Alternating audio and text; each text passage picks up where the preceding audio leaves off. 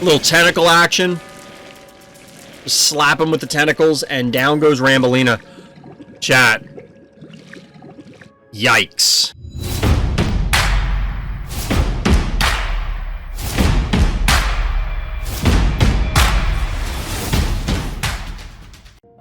Welcome back, everybody. Welcome back. It's Sunday night, and of course, we're playing some Phobies tonight. Let's see what kind of mischief we can get into. What's going on, chat? Hope everybody out there is doing well. Hope everyone is having a good weekend, a good end to the weekend. You're living in the future. Already starting the week. Hopefully, you can give us good news about how the next week is starting. But we're going to be playing some Phobies tonight. We can and probably will do a bunch of game reviews. We are over the, I don't want to say limit, but target for what I was originally planning to do each week, which is fine. It's not the end of the world. We may end up doing more tonight simply because I am just exhausted, and I kind of expect that if I do too many arena games, I'm both going to fail miserably and then tilt, and nobody really wants any of that. Maybe chat does. They like to see when I fail miserably. We'll see how it goes. So we're going to jump into the arena. We're going to jump in to start, and we'll see how we do.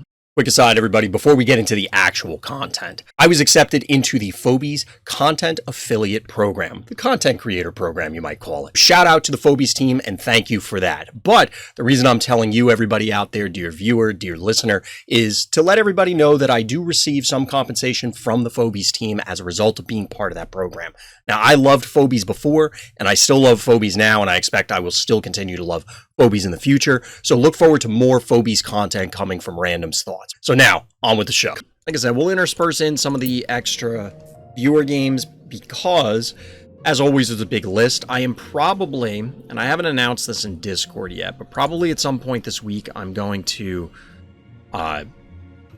lock down the submission channel just so I can clean it up and then open the new submission methodology so that way I can keep the order for everything appropriately. I don't want to have people submitting games while I'm removing stuff and changing stuff and that sort of thing and having, someone get missed or anything like that.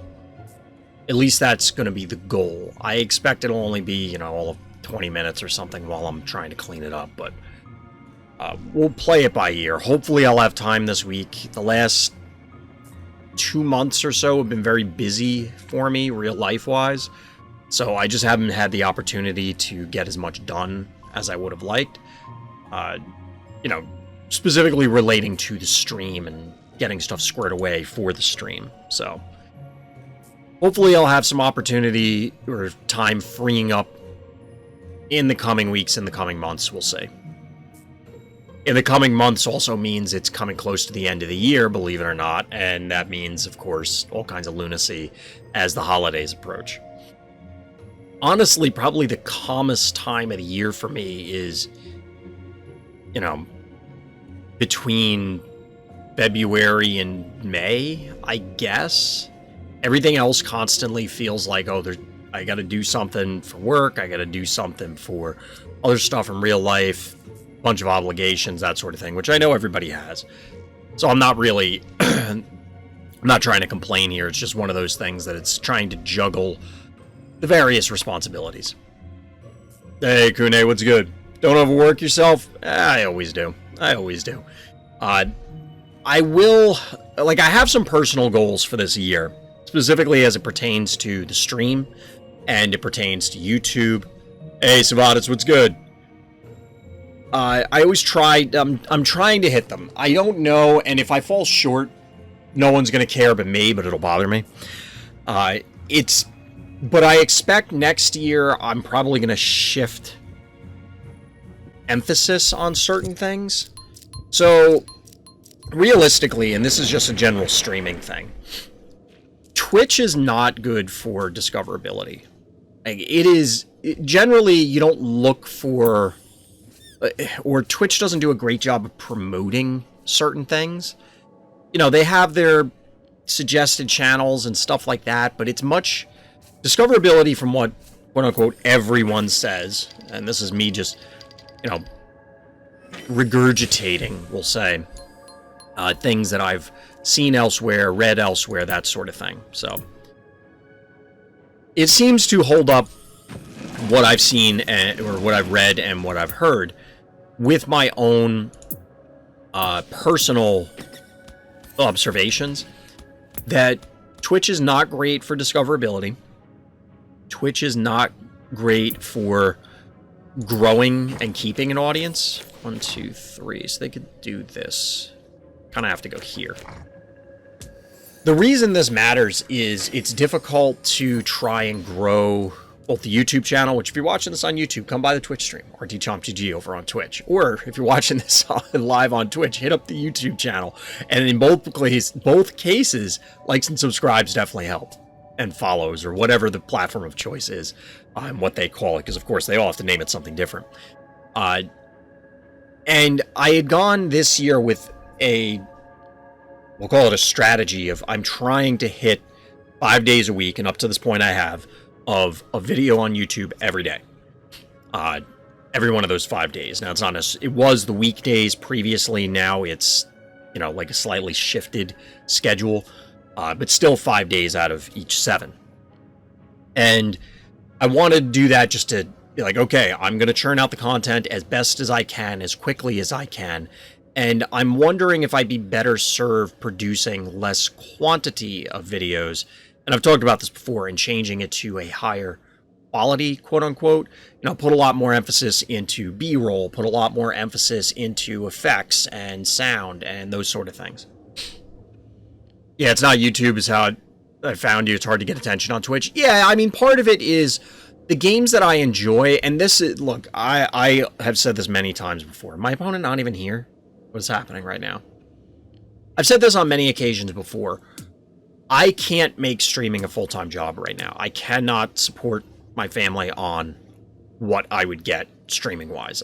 I mean, people can see it. I put it down, well, not below me, but down there, the sub count. It doesn't take a mathematician to crank the numbers on, the numbers are publicly available on what Twitch offers affiliates and stuff like that.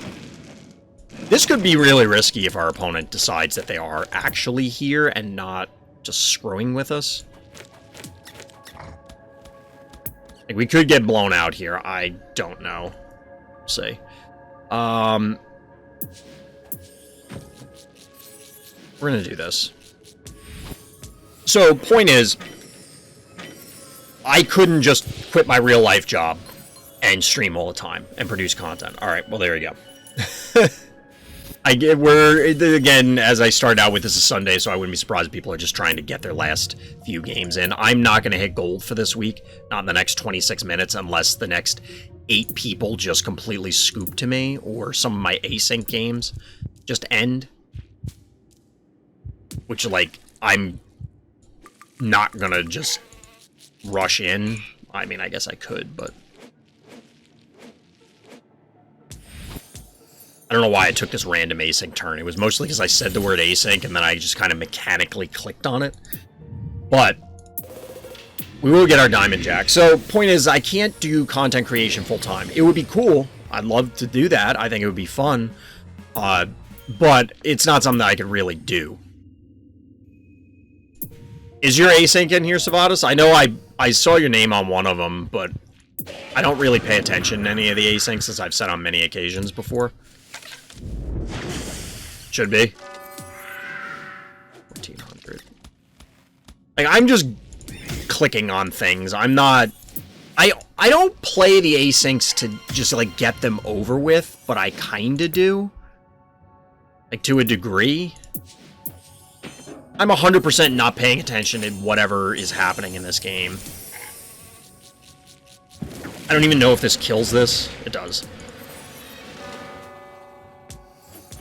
You probably loses Ginsting here. I don't care. Same map you beat me on last time. Fair.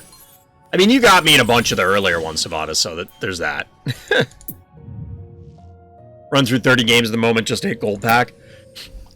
I'd love to be able to do that, but I don't think I'm getting it. I queued up a bunch, yesterday, for example. So I don't think that I'm going to be able to do it quickly enough. we'll just run through the async turns as I'm finishing my thoughts on streaming. But yeah, I can't do full-time content creation. I don't think, and this is what I was trying to get to earlier, I don't think that the games that I choose, so for example, Phobies, it would even be possible for me to do it because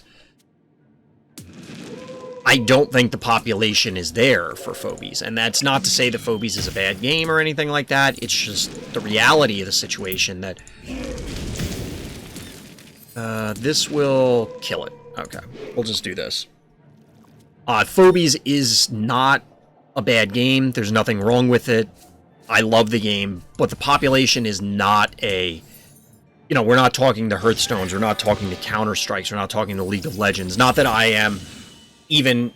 I mean, yes, I am streaming the game a lot, producing a lot of content for it, but I don't have...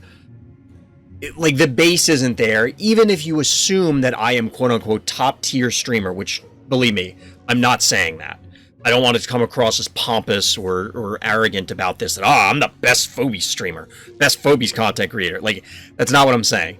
If we made the assumption that I was one of or the best, even if that were true, I'm just not... There aren't enough people that to have the wide enough base. You're at the top of the bottom, something like that, Doc. And this is, again, not to be insulting, and it's not trying to, like, bash the game. I hope people don't take it that way, but Phobies is, unfortunately, despite how excellent it is, how fantastic it is, how spectacular it is not a widely known game.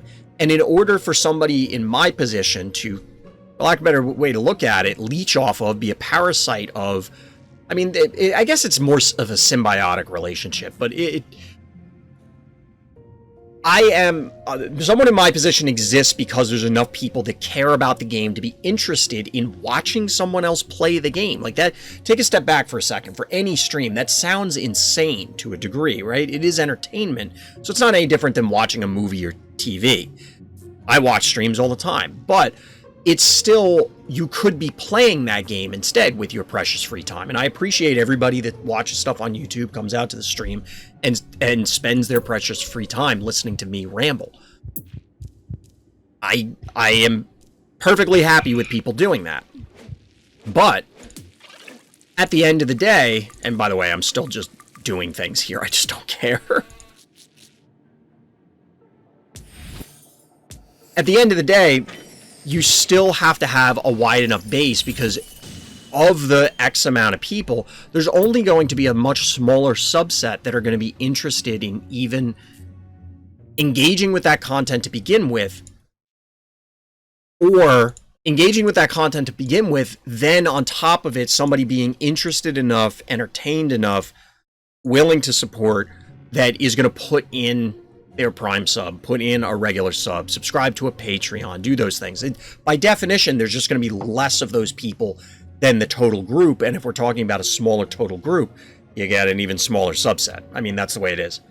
I did send it earlier, Savatus. I don't know.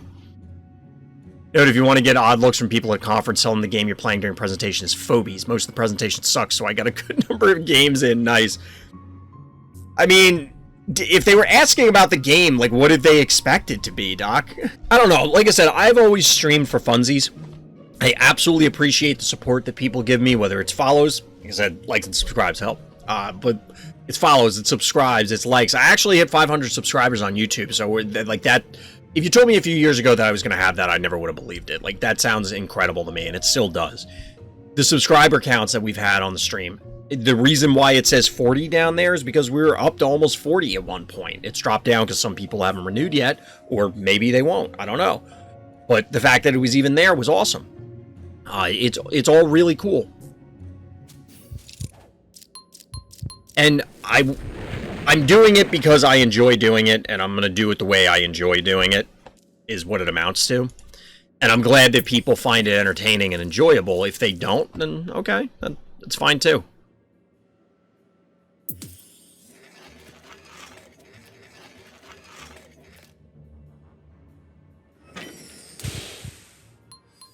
We get the good old sock ass in here. Get a little hydrate action going. We'll hit that up in a moment. Uno momento, please. We'll go with you, question mark?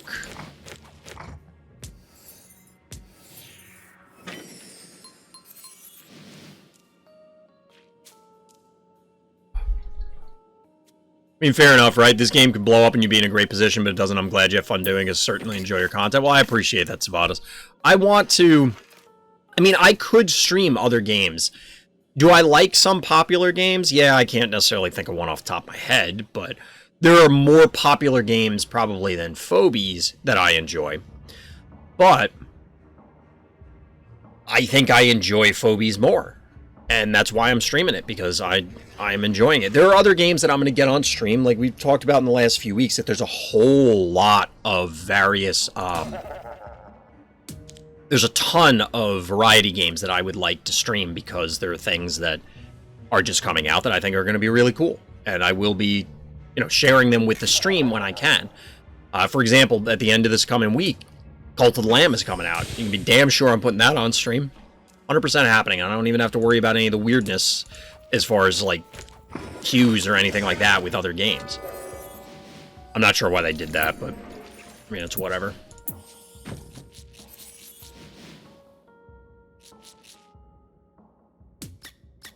So, this is an enormous amount of poison, but hypothetically, we could heal through it. It's more that I don't want to step near the stem, is the main thing.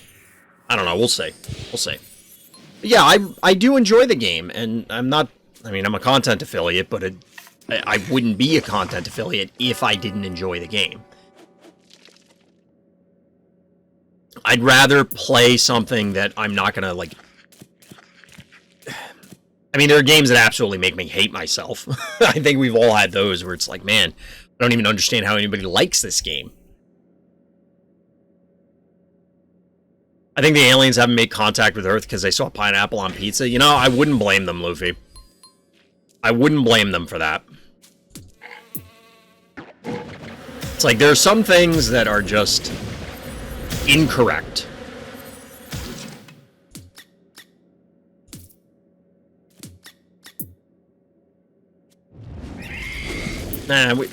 In the oddball event that they decide not to do something, which they're going to,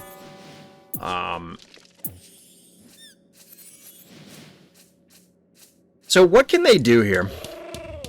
If they... 1, 2, 3... They can't kill this with, like, a snowball. Point is that I don't think there's any way for them to kill the murder wing and the cassowary with this primate, or kill the cassowary with something else and then kill the murder wing, the primate. Got promoted? Grats, Luffy! Nice! I love it! Congrats! That's great news.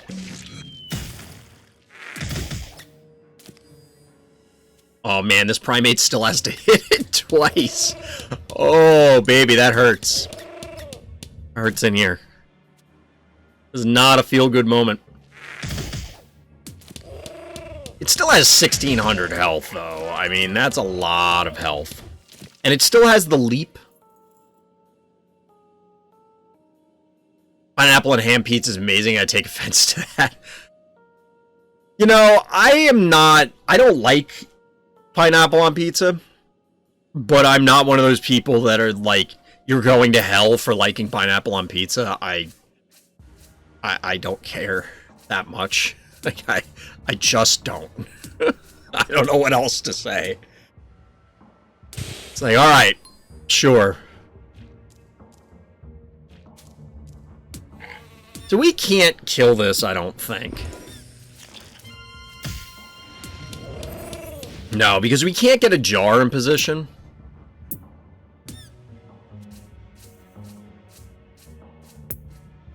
So we're just gonna hold. They could leap and then meatball off of there, so that would be super annoying. Meaning we're gonna have to move this. It's a little obnoxious, but what are you gonna do? What are you gonna do?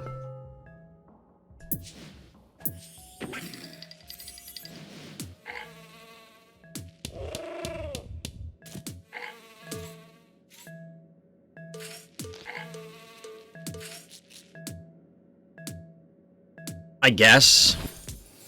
We're still taking damage, but not an enormous amount. I'm just kind of staging for the next push.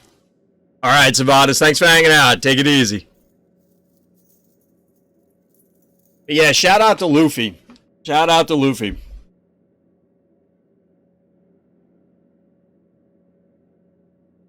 Oh, Luffy, that doesn't sound... It sounds like you're actually getting punished there. Whoa, that's a new error, chat. This is new. I've never seen desync detected before.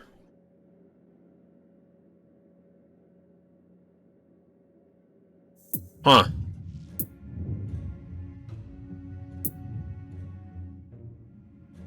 That's weird.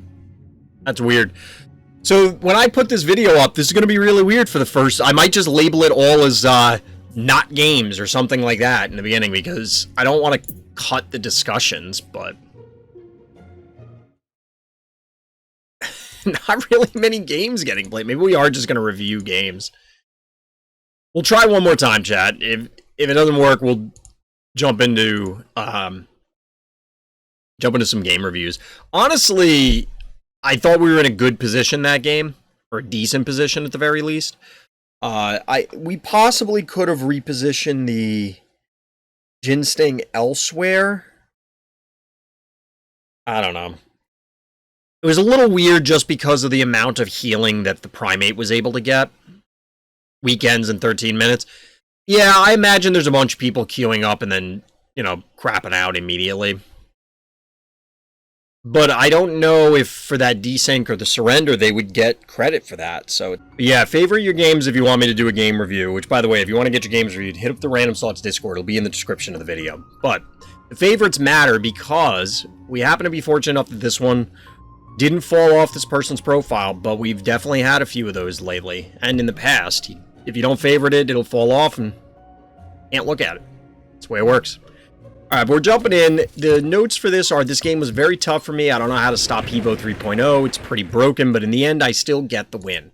The fact that a Hevo showed up here on Eternal Monday and was causing trouble for our hero here in the Blue Trunks Menace is interesting. We'll have to see how this plays out. Get a plethora of 1-drops to start the game. The answer is a couple 1-drops and a Gesundheit.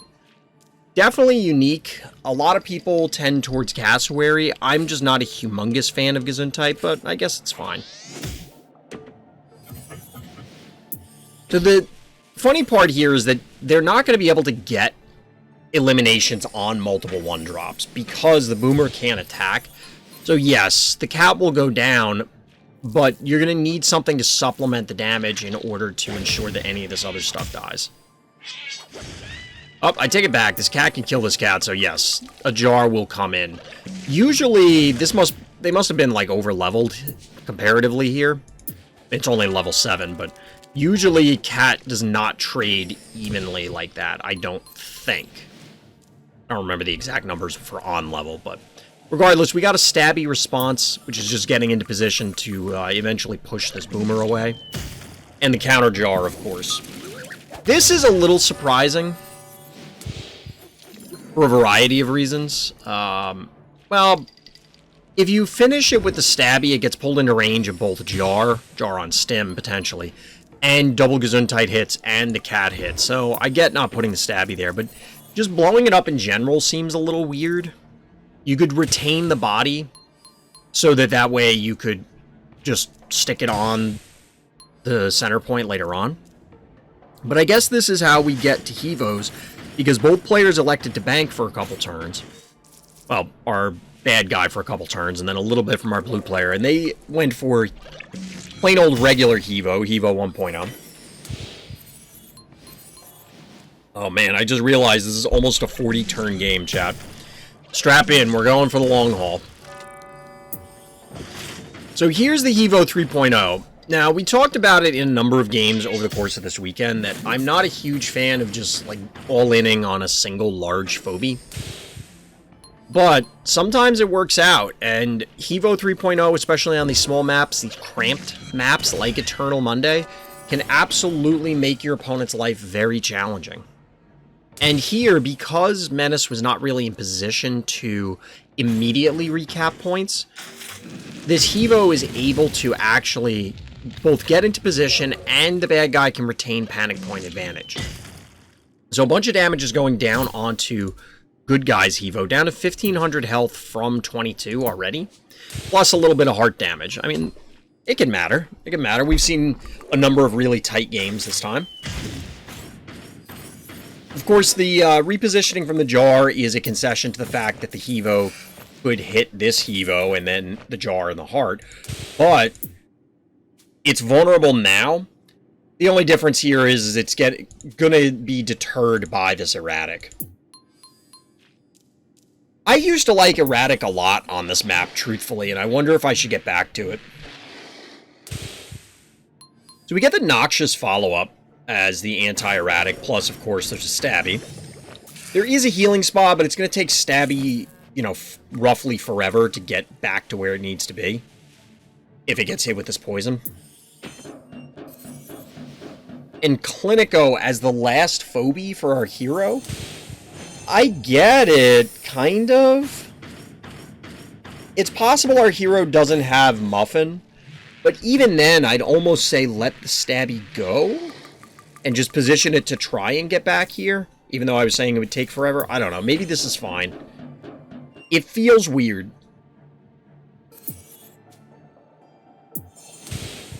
And we get the... Sorry, I'm super tired tonight, chat, so you're gonna have to forgive me. But we get the counter Clinico. Now, I imagine that the Noxious is going to puke on Erratic. Which is... It is what it is, I guess. This is all to dodge the Hevo and Noxious AoE. So Noxious does, in fact, puke on Erratic, and here's the problem. With the panic point advantage, the bad guy can just kind of play back and let that Erratic just die on its own. To which our hero says, I'm not like this. Not like this. It goes in with the Erratic in the north. It's going to be at 1400 health. So this is almost 5, almost 6. So 1,000 and change. Not quite enough to kill it, and that means things are going to be stepping into range, so the Erratic can leech further life, but it may be worth it to go after it anyway. Maybe not. So we do see a bunch of damage going down because, why not? Get the hit, get the heal. And there's actually a big retreat, so Panic Point Advantage goes blue, and it's going to stay blue, at least for this turn. I think it makes sense from the bad guy's perspective to pull back, so that way they can let this Erratic get into a range where you can dive it. Leaving the Erratic here is a little bold, but I get it. If you back it off, it'll never get back in position, I guess, is the problem.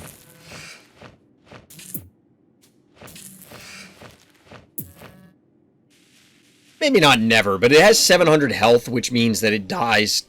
Well, it'll take a few hits. You're probably going to need poison plus hit.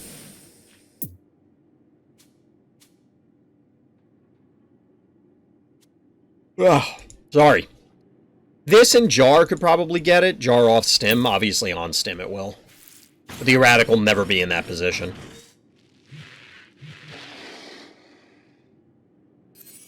I guess the retreat was ill-advised, because now you've given up Panic Point Advantage, and it's difficult for you to dive back in.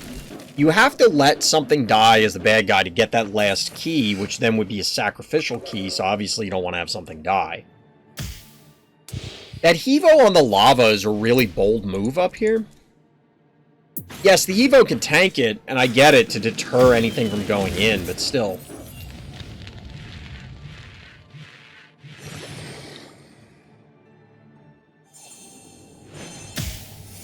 So bad guy's electing to heal on the spa. I guess.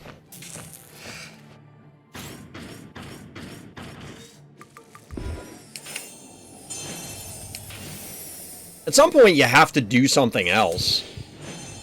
I get that you had a life advantage, a heart health advantage for a while, but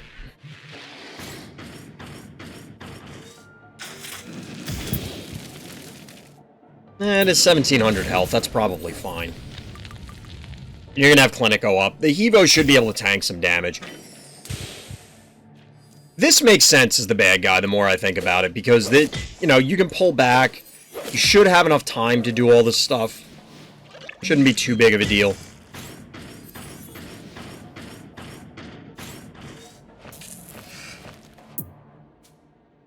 But you can't quite retreat into a great position. You'll be like 1400 health. Not really counting it up, but somewhere around there. So they can hit it once, twice. Yeah, you could probably put the Hevo where this Clinico is. Back off the Clinico to heal. And then be able to still hit things with the Hevo. Without it dying, that is.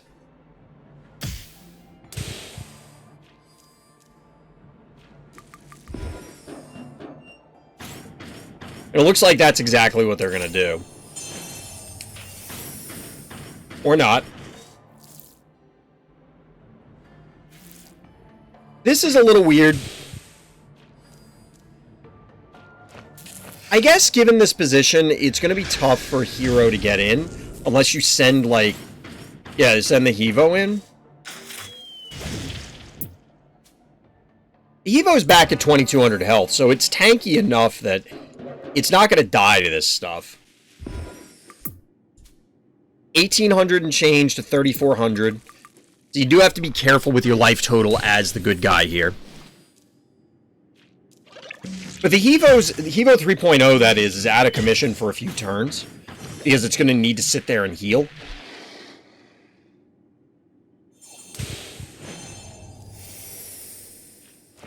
But still, a 2-to-1 panic point advantage, and this means that Noxious is just going to vomit on this thing right away. Wow! That's an aggressive invade, but I can appreciate it.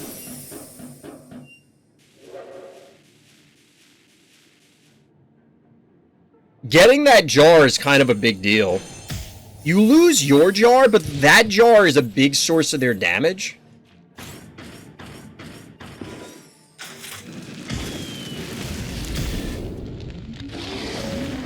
See, this is... It looks okay to do this, but you have to keep in mind... Okay, they are going to move this. This Erratic is going to heal by punching this. Can it tank through the damage? Probably not. I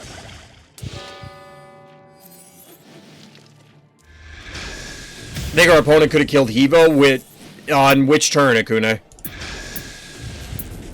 Killed this Hevo, like, right now? Or, when it was here?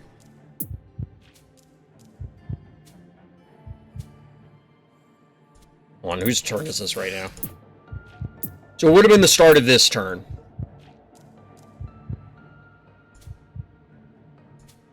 This does 12. This is another 475. So, like, 16.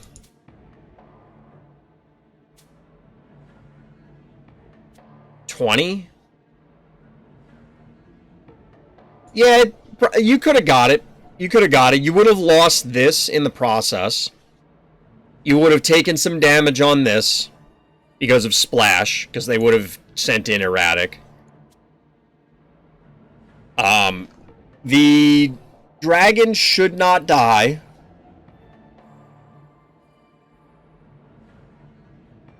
Yeah, because Clinico would be here. I would sack Clinico. Yeah, I mean, that's reasonable. I'm just trying to walk through, like, what would that look like? So Clinico's here, Hevo's here, Dragon moves here. I mean, it could be here, but obviously you want to make Erratic walk a space. At most, they do 5, like, 1,000 damage or so. Somewhere around there. Clinico probably dies, even if it's just simply due to Splash.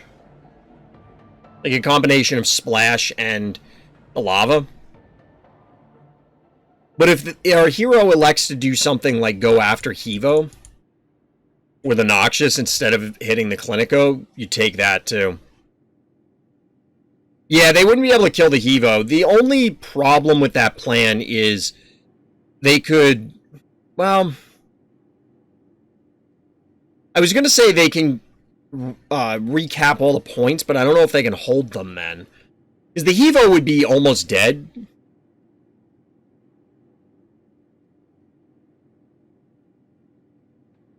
No, it should still be fine. Because this is going to be on lava also, so even with the heal, it's taken a significant amount of damage. Like, you could probably just turn around and kill it. Yeah, I think that's an opportunity lost by our bad guy here. I get why they didn't do it, because that's a scary move to make, and it's something that you can fall into the trap of not losing instead of trying to win. Royal you, of course. And by that, I mean, you're like, oh, well, my Hevo is my win condition. I need to preserve it, so I don't want to risk it. Even though there wasn't really a risk there. It just seemed like there was.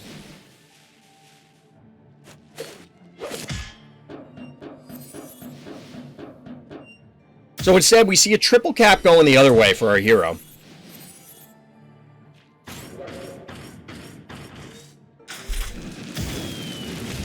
We get the Hevo hit. That's also weird. Hold on.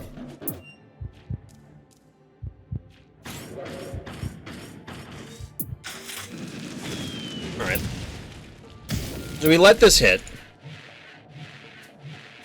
Oh, this is on cooldown. They already did it. I was going to say, why didn't they vomit on this and then walk on the spot? But when we rewound, I forgot that they did it.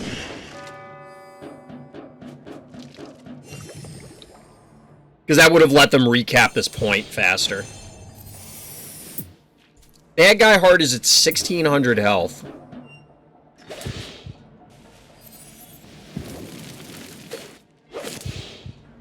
Honestly, blocking the cowbell here is almost a bigger deal. There's basically no reason to preserve this Clinico. And body blocking here is significant. Because, well, I guess this means that the Stabby and Clinico wouldn't cluster for the Hevo.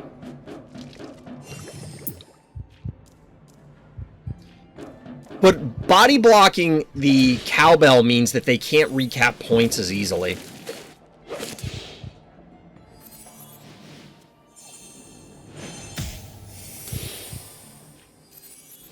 So Bad Guy is at a mere 260 health. They gotta get at least one panic point. I don't think that's even gonna be good enough. I think you have to get two. Oh no.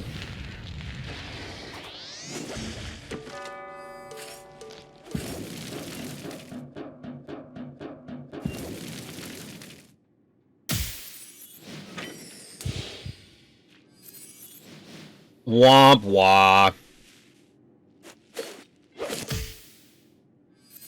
Well played, Menace. Well played. Capitalizing on opponents' mistakes. You take those wins. The game is about who makes the most mistakes, and if you make more mistakes than your opponent, you lose. That's what happens. And I think that Akune is absolutely right. That Hevo going down probably was a big part of it. I think there were some other positioning mistakes, both before and after that point, that could have allowed Bad Guy to take the game. But our hero hung in there and managed to pull it out, so GG. Well played. Losing with Hevo 3.0. Honestly, I feel Hevo 3.0 is fairly overrated. Don't get me wrong. Evo 3.0 is a strong phobie. It does a lot of cool stuff. But I think Evo 3.0 is overrated. I think the problem is trying to engineer the scenarios where it's strong. I think it's easier to play around than, say, a Smother Mother or a Chuck. Now, granted, the scenarios aren't quite apples to apples, because one, with Smother Mother, you're trying to dodge getting yoinked. With Hevo, you're trying not to be clustered to give your opponent the advantage of spreading damage. With Chuck, it's you have to give ground or dive.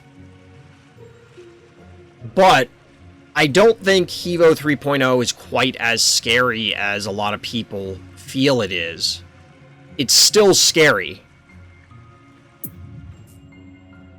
For some reason, I thought you weren't streaming today. I wasn't going to. So we're just kind of hanging out. We tried a couple games. It seemed like a lot of people were just squeezing in stuff and scooping before the changeover. I had one bad game against Claws where I'm just playing poorly because I'm so tired. So we're going to do a bunch of game reviews because I am beat. I'm legit tired. I was debating because obviously I was available to stream. I was debating not streaming, but I said, what the hell, I'm here, I'll do it, and we'll see what we can do. I'm hoping that everything's still going to be entertaining enough for people, and I'm not phoning it in too much, we'll say. Because I don't want to stream just for the sake of, oh, well, this is my slot, I gotta do it, even if it sucks. But we're definitely going to be way more chill tonight than normal. I don't really have a choice. Evo 3.0 is just very straightforward. You have more stuff to process with the other 9 keys. Yeah, maybe.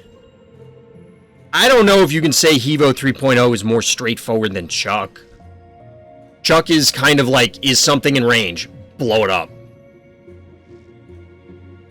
Evo has a somewhat low damage output for its key cost. I appreciate that, salesman. The thing with Evo 3.0 is that I think it really just comes down to the damage. For me, personally. Like, this is a level 9 Evo, and it's doing, 550 damage with the fire. That's pretty solid. It's pretty good, but if it's just a single hit on a single phobie, is that worth 9 keys? Maybe, because you have to assume that you are exerting some sort of soft power by influencing your opponent's positioning, because they don't want multiple things to get hit by Evo. I also don't know that I can agree that the other 9 keys are less straightforward, because like Smother Mother arguably would be the most complex, and it still boils down to it's a mobile, fairly like more mobile than average because of Burrow yoink phobie that also has an enormous damage output. I don't know. The damage shines in hitting a group, so it forces you not to create positional trap that easy. Yes, exactly. That's what I'm saying, Akune, is that the influence that Evo exerts is worth some amount of keys. Is it worth, like, if Evo wasn't AoE, what would it cost? I don't know. Because it's pretty tanky, it's a lob, it's 2 range, it's 2 move. I'm not sure. And like I said, don't get me wrong, before everybody loses their mind in the YouTube comments, which, by the way, comments definitely do help, but I don't know, I don't want to say that, I'm not trying to say Evo 3.0 is bad, but you can absolutely lose games, and we've seen plenty of games with Evo 3.0 lost, that I don't feel like you could almost point the finger at Evo 3.0. It would be 5 keys? I don't know about that. Does it have the same damage as Evo? As plain Evo? I think we talked about this before. 434. So it wouldn't be 5 keys, because it would still have the fire, and it obviously has more health. So I could see it maybe being 7 keys. So the question is the AoE worth 2 keys? Maybe. There are games where I'm like, yeah, Evo's absolutely broken. This is busted. Why is this phobia a thing? And there are other games where it's like, I saved for 3 turns for this. It depends. It depends. Alright, chat, let's do another replay. We might try an arena game after this. If I go in and, like, I can't brain, then we might just go back to all this might be an all replay stream because I'm just beat. Alright, so hero here is YuKay zoning in the orange trunks on Moai.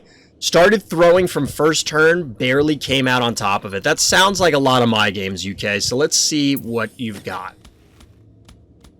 So we get a Cassowary and Eternal Night opener out of the bad guy, which is weird. Like, that's a weird opener on this map. I didn't see what the stress levels were. Yeah, I First of all, look at the Dancing Cassowary. Even the Eternal Night here is wincing, because it's just like, dude, did you really just let me kill your Cassowary for nothing? The Eternal Night's just like, ugh. Like, really, guys? Fire but no AoE, probably 6. I could see it at 7. Well, without AoE and without fire baseline, Hevo does cost 5 keys with similar stats. I think it's, well, not similar stats, because it has more health, but the damage is identical, which I know was your point, DT. So we continue with the weird stuff, as we get a follow-up Gesundheit and a Jackalope King. And we do actually get some panic points taken by the bad guy. This is very scary. Sort of. It's scary because there is a high amount of damage that's going to be put onto your heart, because these things are not going to get dislodged. If they came in this far with the Noxious hanging over them like this, they know they're going to die. So they're just going to stay there. But the Gesundheit can come in as well, which means that a lot of damage is going down, because it's going to take some time for these to tick down from poison. I mean, the Eternal Night's dying this turn, but you get the idea. The Noxious answer is interesting. I actually kind of like it.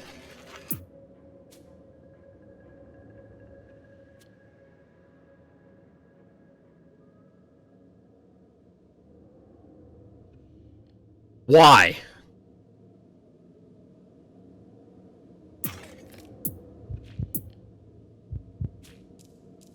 Why does this Eternal Night retreat? I've already said it a bunch of times, chat. I'm tired. So, you're going to have to spot check me on this. Why did this Eternal Night retreat? Are they really going to heal this?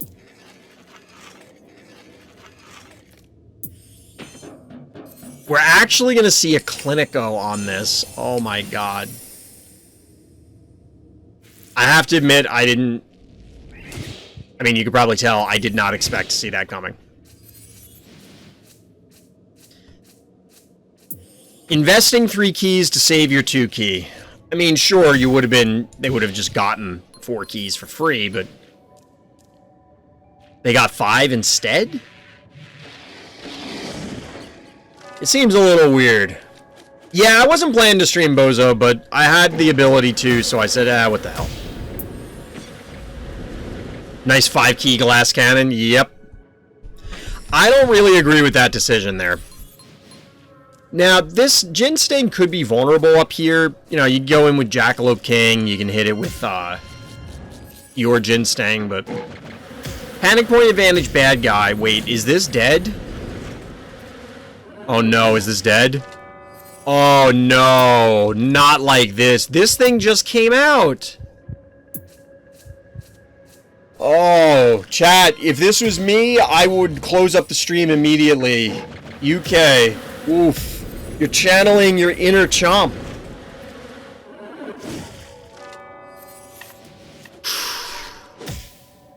That's a feels bad man moment.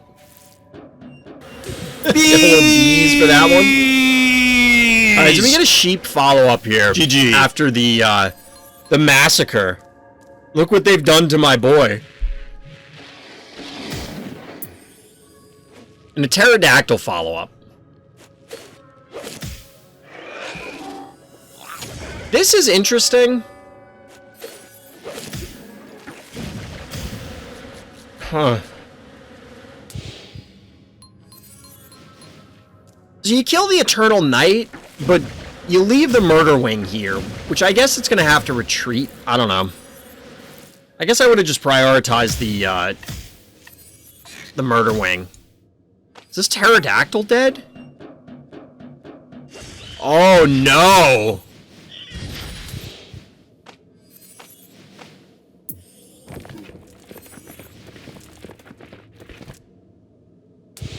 That hurts. You know what's weird, though? It's 3 Phobies. I was looking at some of the, like, the Clinico kind of looked like it was an orange Phobie for a second. But it's facing the wrong way. I was going to say that the board position doesn't seem that terrible, despite throwing away a huge amount of keys. But it actually does look pretty terrible. So we do see a great vomit going down from the Noxious.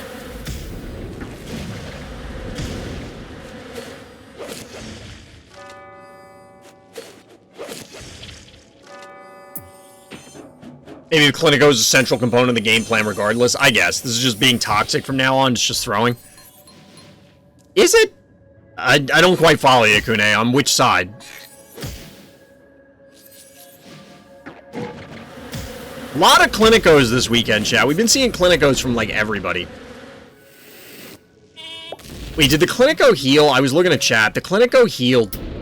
So that means that this Stabby is dead, which, I mean, I guess it's going to be dead.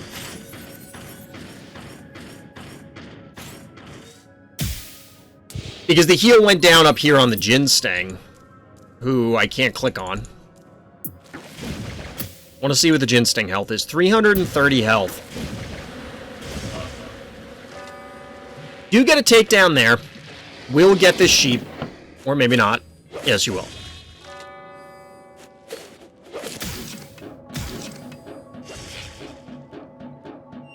So 5 keys left for the bad guy. 6 left for the good guy, and they have arguably a better board position now.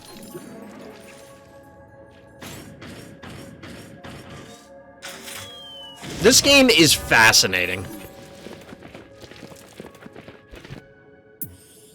Now, I think that our bad guy way overcommitted on that push, but at the same time, it's like you're sniping things left and right. It felt like bad guy was way, way ahead.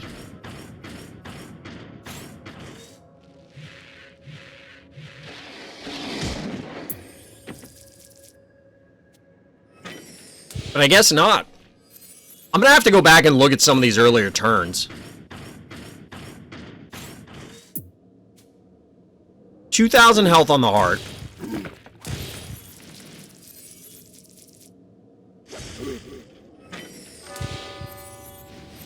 The spider here, I guess... maybe not guess. This was absolutely a mistake.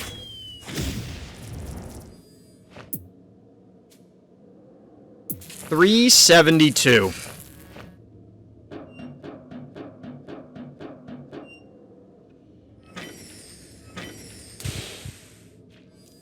Game plan here is never step off of the panic points, basically.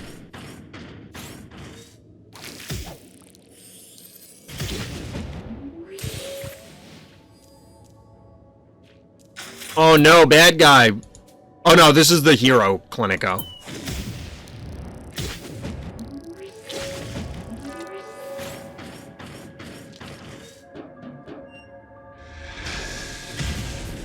Chat.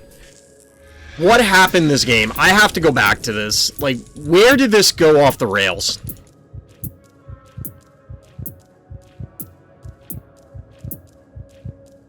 So at this stage in the game, literally no keys lost for bad guy. Cassowary dead for good guy.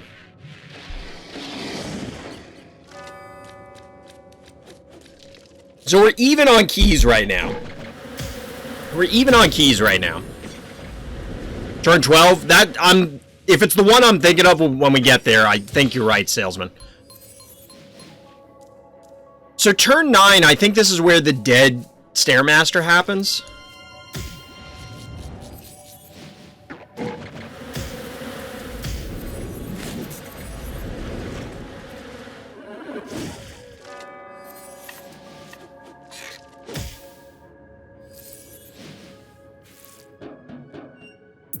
So you're -5 keys right now. I don't really like the sheep here. I don't understand the sheep like at all. Why is this sheep here?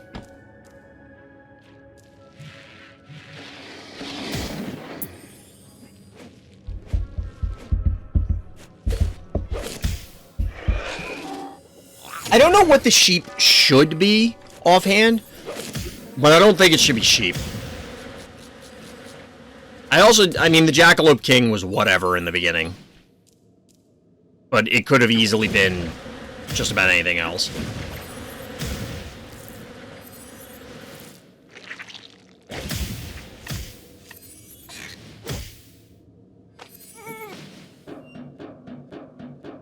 This makes sense. This doesn't. Or this. Or this. So I have to imagine Bad Guy forgot that Noxious was off cooldown. Because this just makes no sense. You send your Clinico in to kill the Pterodactyl. Okay, fine. You're going to lose the Clinico, but you're taking down Pterodactyl. You're up by a bunch of keys. Great. This is what, 7, 12, 14? You're up by 10 keys at this point. You'll be up by 7 because this is going to die. Then you'll be up by 4 because the Jackalope would die. And then you'll be up by 2 because this probably dies. Sending or keeping the Murder Wing in, sending in the Crushmore and sending in the Sheep, means that these are also going to be exposed to potentially die. Or if not, be dead very soon. I don't think these 3 need to be here. The Jin Sting did in order to take down the Pterodactyl. Just wanted to rush Heart without success. That might have honestly been their plan, Hakune. On this map, you can't invade. See, it feels like the only thing you can do is invade most of the time, DT.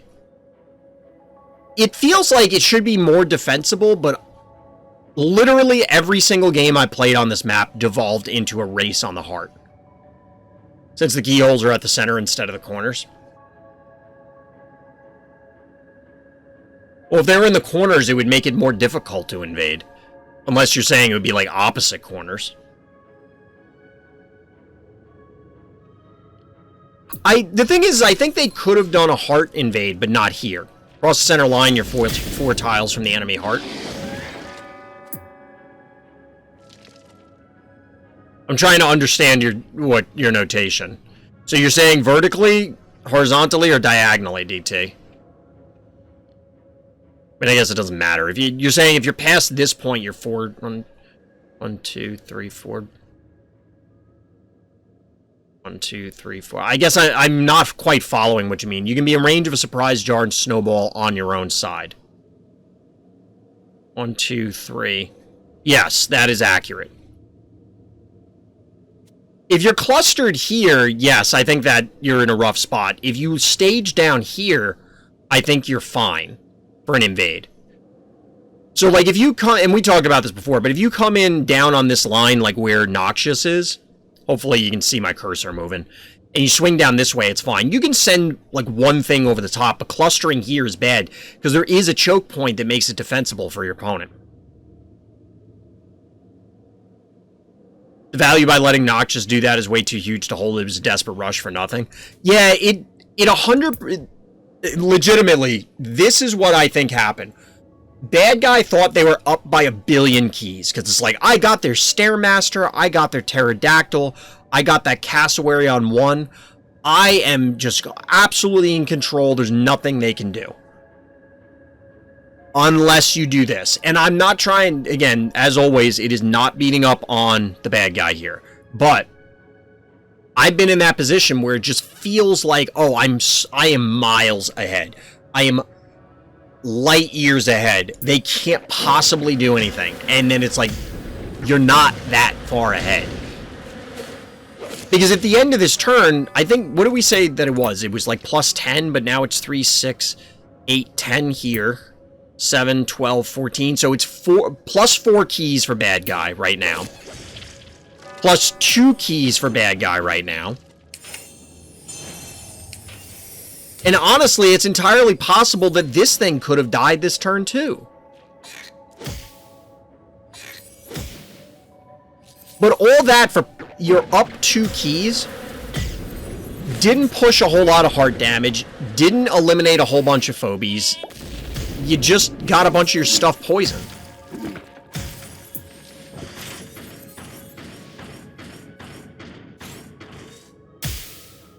But yeah, I think it was Salesman that said it earlier, turn 12, and that was, I agree, that was the turn I was thinking of.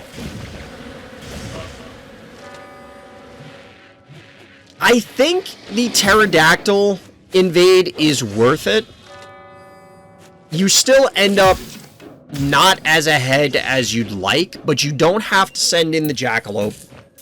You don't have to send in the Sheep, the Crushmore, or the Murder Wing. All of those could have been pulled back, and, like,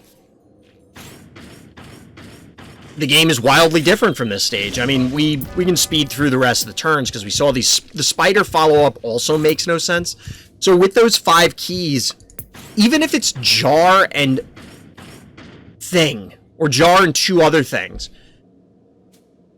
this ends up being, in another turn or two, 372. A Jar hit and a 1 panic point advantage ends this game. So just flying around the map trying to cap panic points and that sort of thing, and then just sneak a Jar hit and that's a game. 5 AoE with Nox is 1750 plus damage and a poison. Yep. And keep in mind, aside from the poison, it's like you said, AoE poison, so it would be difficult to purge that under normal circumstances. But the bad guy Clinico was sacrificed as part of that initial play. So unless they have a Muffin and a Dermic or something, like, alright, you're just losing everything.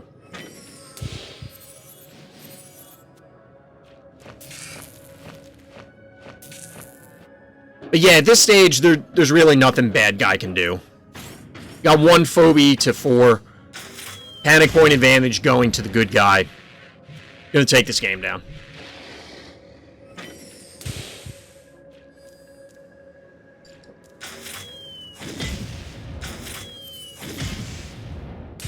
Rare occasion where Leshy would be good. Yeah, actually. That's actually a good... What's the range on Leshy? Is it 2? Or is it 1? GG, well played, YuKay. What's the range on Leshy?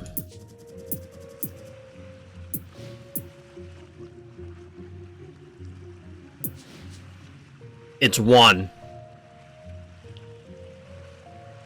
It's awkward to make that happen, but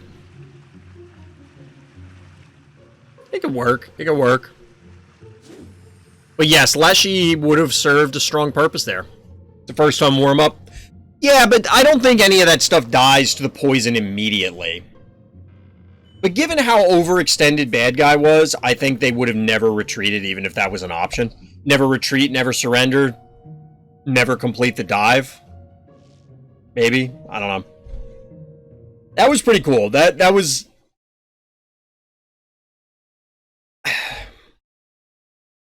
I guess the best way to put it is Bad Guy just needed to play a little more patiently. I really want to play, but honestly, I'm just so beat that it's probably a really bad idea. Bad Guy had to kill Noxious by not getting... Could they have killed Noxious that turn, though? I didn't bother to look at it. I could understand tunnel visioning on the Pterodactyl. The other concern is, like, if you kill the Pterodactyl and then give up Gin Sting and Clinico, is that good enough? I don't know. This is kind of annoying because it covers both of those.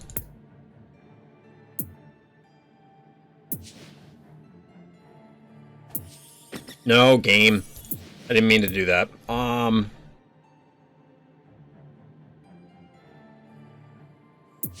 We're gonna try this again. I came to regret it in the last game, and I think I'm going to here as well.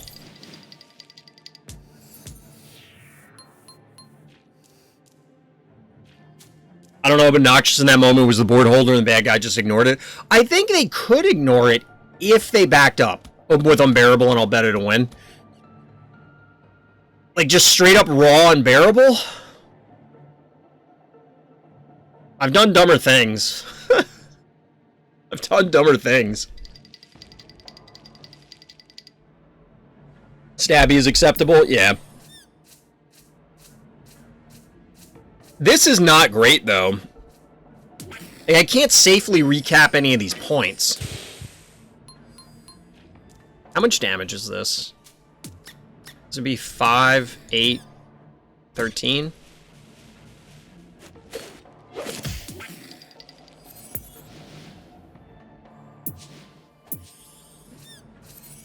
I want to stem the bleeding a little bit. It might be better to have just gone like a Cassowary or something.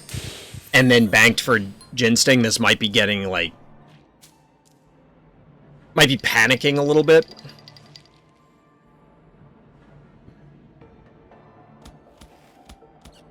First turn Unbearable as player 2 has been working for me. I should try it. If I saw that quicker DT, I might have given it a shot. Like, I don't hate that idea. Even if you only retreat, you do that because of Noxious, so at least you take it into account, which is way better than ending that way. Yeah, Sakune, I would agree there. I can agree with that.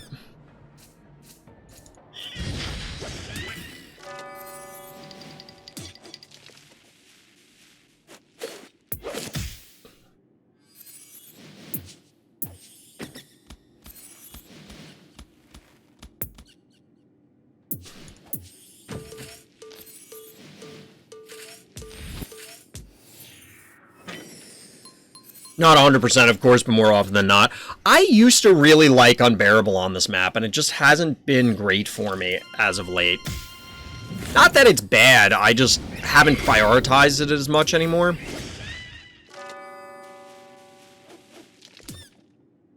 Are you really? Oh, okay, I was gonna say, are you gonna leave that there?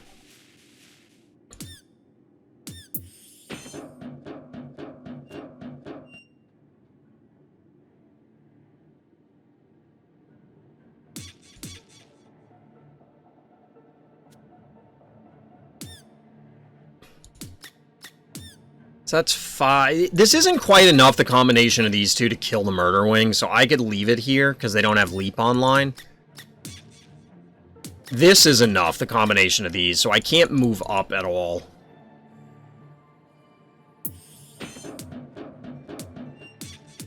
Clinico's interesting.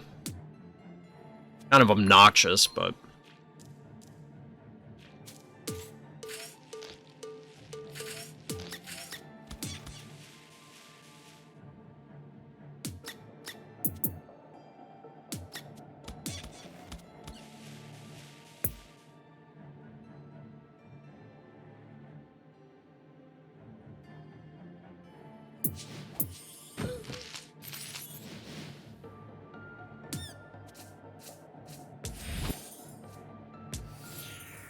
Before I started using the XP boost, I let my Unbearable fall behind in levels, so recently I got it leveled up again and start using it all the time, depending on map, of course. I could see that. I don't know if mine's under-leveled, or I've just kind of drifted away from the game plans that I usually utilize it for. But it hasn't been spectacular for me as of late. I mostly tend to use it on the big house. Probably should have left the Cassowary here like I was planning to, but I thought that this plus this could kill it, but there's no way that it... Well, no, they would have needed to send in their own Cassowary, which still wouldn't have been great. I guess? I don't know.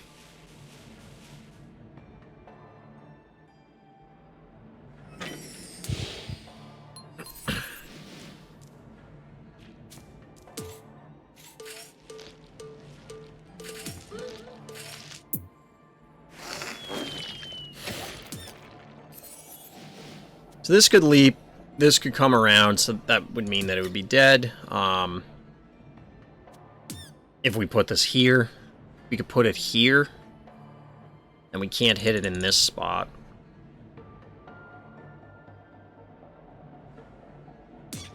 I guess this is okay. We could try and get Unbearable online now. I do like Unbearable as an anti-stabby.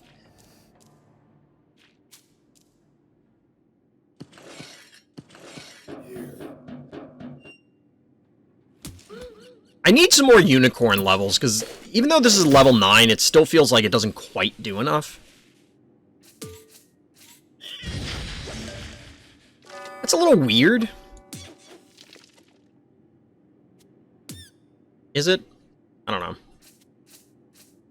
Yeah, if you put the Murder Wing in position, I'll trade Cassowary for it, I think.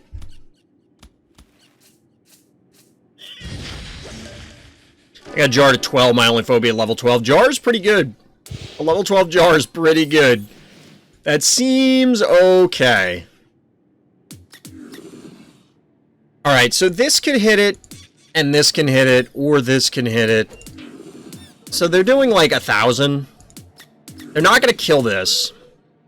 They shouldn't kill this either. Should I go something heavy like this again? Or foul? Foul is funny, but I don't know if it's actually good here. Honestly, a gator doesn't sound horrendous. We're just going to go with unbearable because I said I was going to. Triple turret here seems not great, though. This doesn't seem very good, truthfully.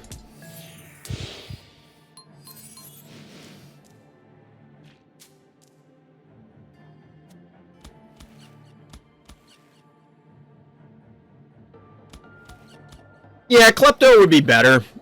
I'm going with unbearable strictly because I said I wanted to use unbearable.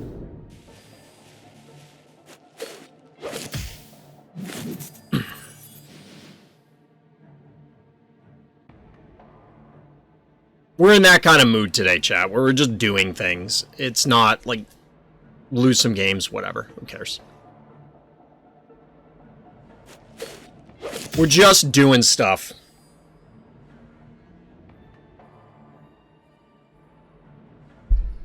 Feels stuck, but doable. Well, that's the main thing. Is like we have triple turret, so everything's in a weird spot, no matter what, right?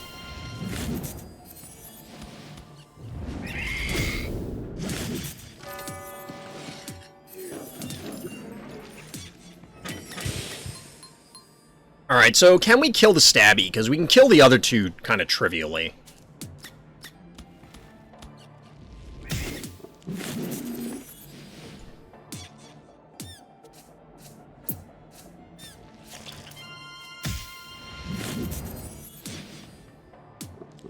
Not quite.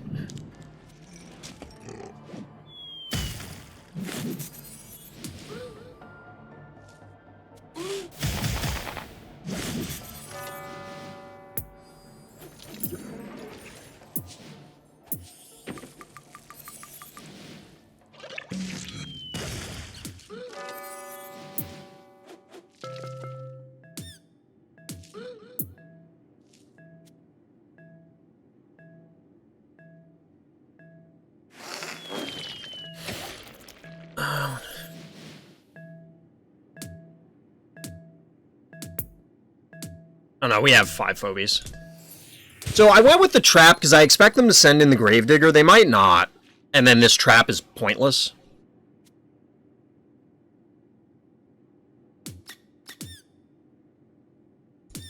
Since Meatball's down, they could hit this twice, so like 600. Yeah, they could hit this twice with Murder Wing and then this.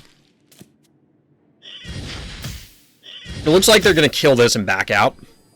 That trap is very good. I feel like it's one of those scenarios where it's like, oh, I'm thinking ahead, my opponent's going to do this, then this is going to happen, and then, or they could just choose not to do that, and then it does nothing.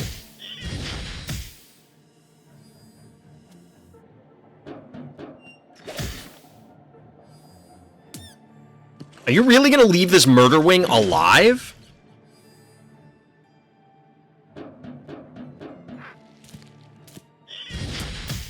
What? Okay, I was gonna say, like, there's a whole bunch of weird happening right now that doesn't seem to make a whole lot of sense.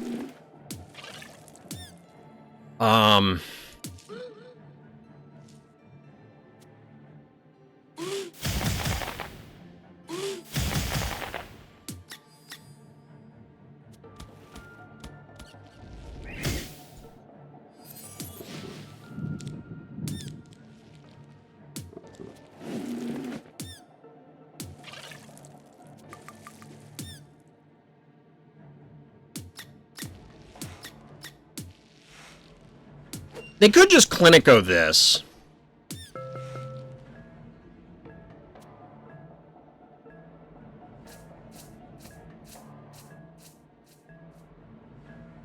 Maybe I should have had this here instead.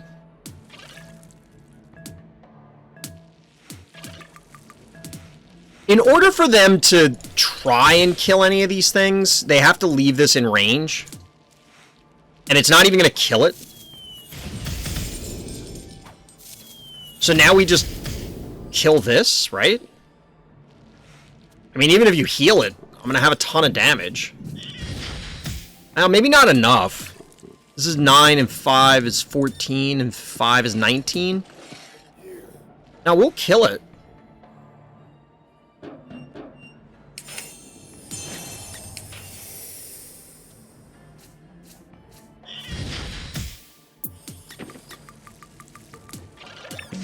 You have to meatball it.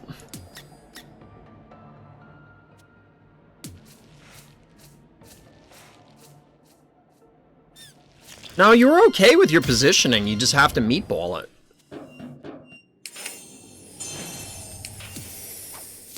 Oh, they undid everything. Oh no, opponent, not like this. No, not like this. Oh, you feel bad about it. Actually, we're gonna do this. You feel bad about these. But you take them.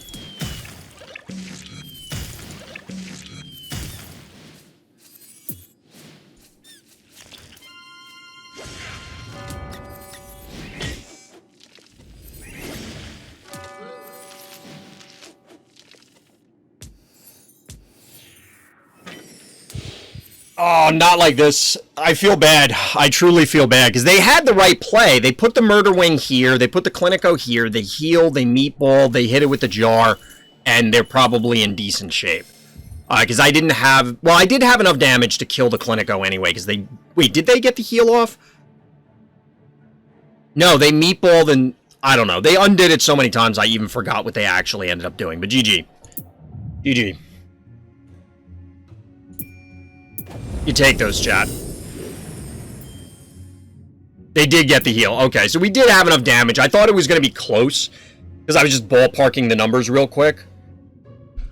I was more concerned that I was going to be able to hit with everything because, excuse me, I was not going to die from the the Klepto Splash. That was the only thing they actually got. Yeah, you're right, because they didn't get the meatball off. Feels bad, man. Feels bad, man. Alright, let's do another replay. We got some other people that haven't been on the replay list in a while, and or we're new. Are new. Whatever.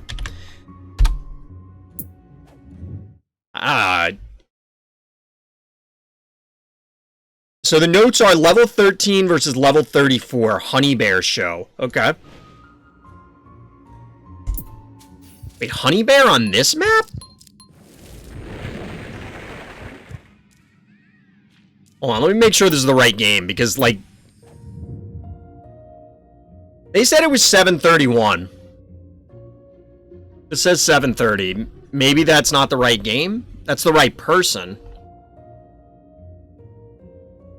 It might just be a typo. Alright, we're gonna go with this game. It's favorited, and it's right person. It's close enough on the date. Hey, Taco, what's good? So, our hero here is owning it in the orange trunks on the big house, and as mentioned earlier, the notes are that this is the Honey Bear show. I am very curious to see why Honey Bear matters in this map. I mean, yes, we see a trap phobie, but that is on the good guy side, so we'll see. We'll see. We get... arguably two of my least favorite openers, a Resurrect Phobie off the bat and a Bachelor off the bat. I've talked many times on why I don't like those. I don't really want to beat that dead horse at the moment. Just pointing it out. You've missed me almost falling asleep at my desk, Taco, because I am tired.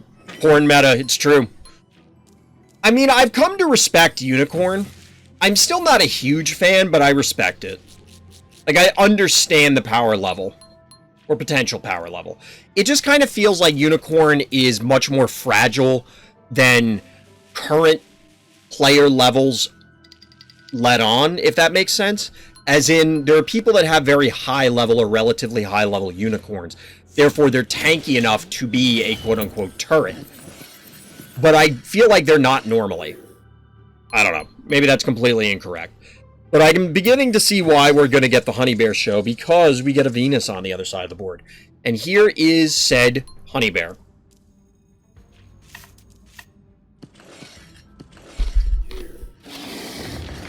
And we get a block.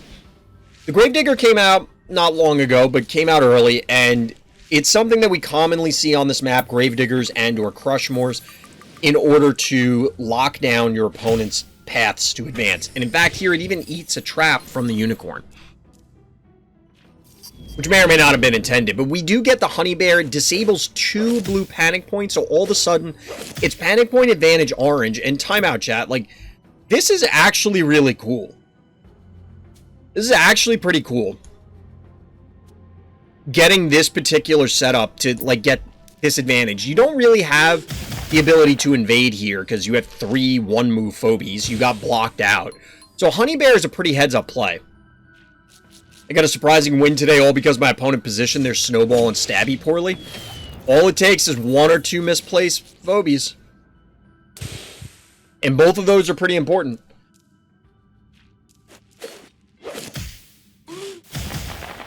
This is a good map for panic point wins. I agree, DT.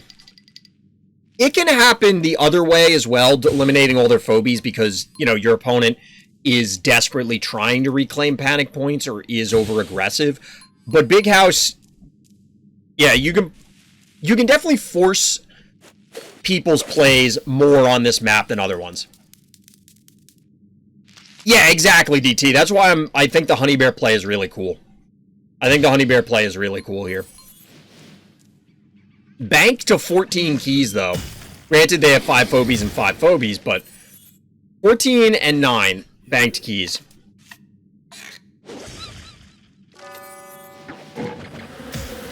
Getting a little damage going down. Because now the great trading war will begin. We have triple Venus traps, though. It's a veritable landmine here.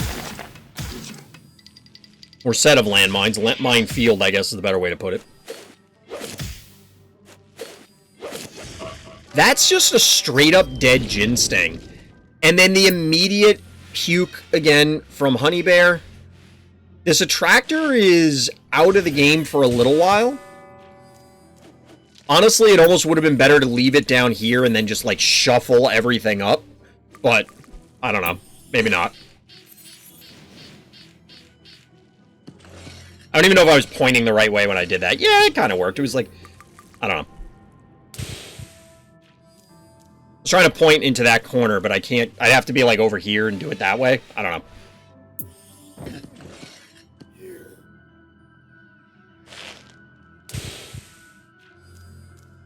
Why did that trap go away? Oh, they must have done a unicorn trap here to cancel them out. This Venus is just puking traps everywhere.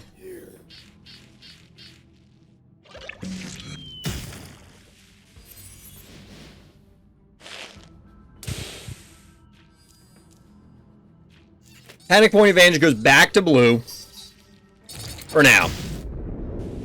I love the Honey Bear attack and the sound effect. The sound effect is maybe my favorite part. But we get the Luffy play. Oh wait, this is Repeller, not Attractor. I said Attractor earlier. But we get the boop to push everything out of range, which is kind of cool.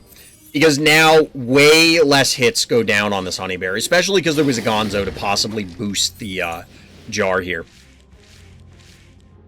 This is kind of obnoxious because, excuse me, the Honey Bear puke is not a lob. It is very long range, but it's not a lob.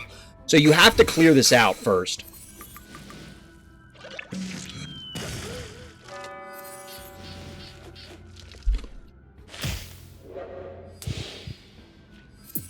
Fun fact, if a trap is temporarily disabled by mud, you can't permanently disable it with tickles. I guess the mud just, like, literally obscures it from the game? That's kind of interesting. Is that confirmed as intended behavior? Like, that's not a bug, right? So we're seeing Honeybear. Honeybear honestly has dominated this game. I'm not joking, chat. The next time I'm on Big House, somebody's got to remind me to try and run Honeybear. Like, run a bunch of lobs, and then Honeybear, and can they get to you? I mean, I guess you could just do plain range, and it's the same thing here.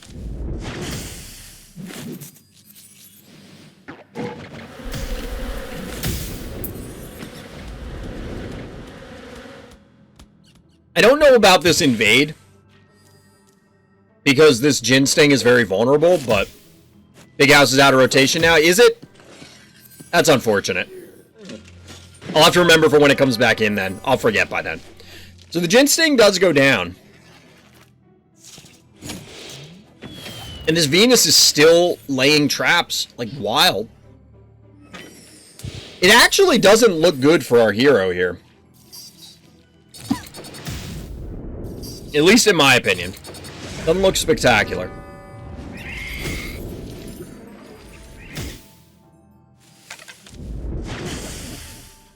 Although, this is alright, I guess. Oh, you did have the boop online. Alright. This looks a lot better than I thought.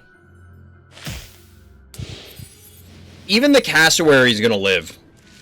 Even the Cassowary is gonna live. So you could disable these, recap a point, and voila, you're back in control. And there's basically no way that bad guy can advance.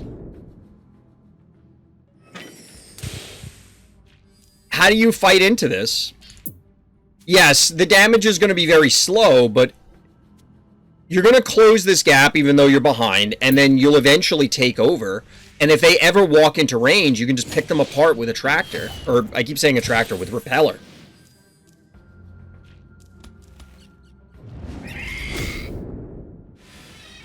Or you can just kill their phobies because these things are way lower than I thought they were.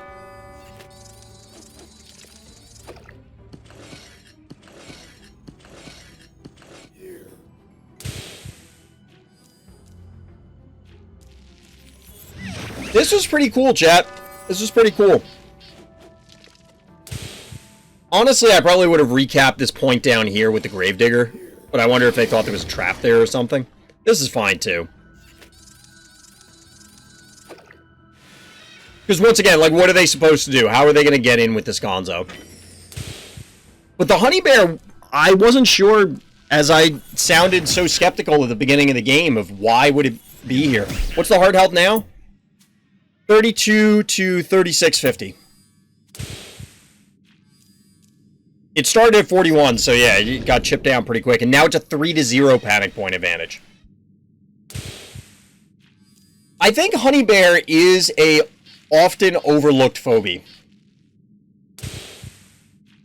Honeybear can produce some really crazy board states. It's obvious on things like Magnificent. It's obvious on a number of other maps where, yes, you want to disable lava tiles, you want to disable this, you want to there's stims, healing spas, whatever.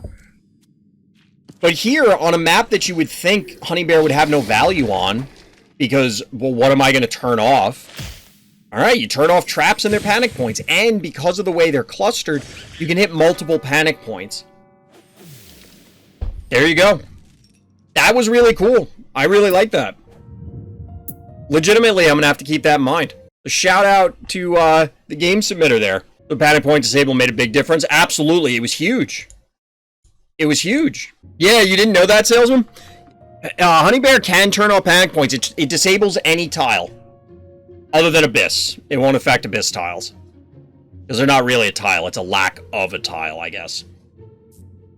But yeah, Honeybear, I think, is one of the more underrated phobies. And YouTube, let me know down in the comments, have you seen these sort of Honeybear plays that we just saw in that breakdown? Because that was a really cool usage of it. I've definitely seen disabling tiles and things like that before. It comes up, but that was basically an entire game that was dominated specifically by Honey Bear. And it wasn't, oh, will one play allow to set up and then an invade or disabled something so that way I stayed alive a turn that I wouldn't have. It was basically bad guy could never eliminate Honey Bear. And therefore, they were down panic points almost 100% of that game. And there was virtually nothing they can do.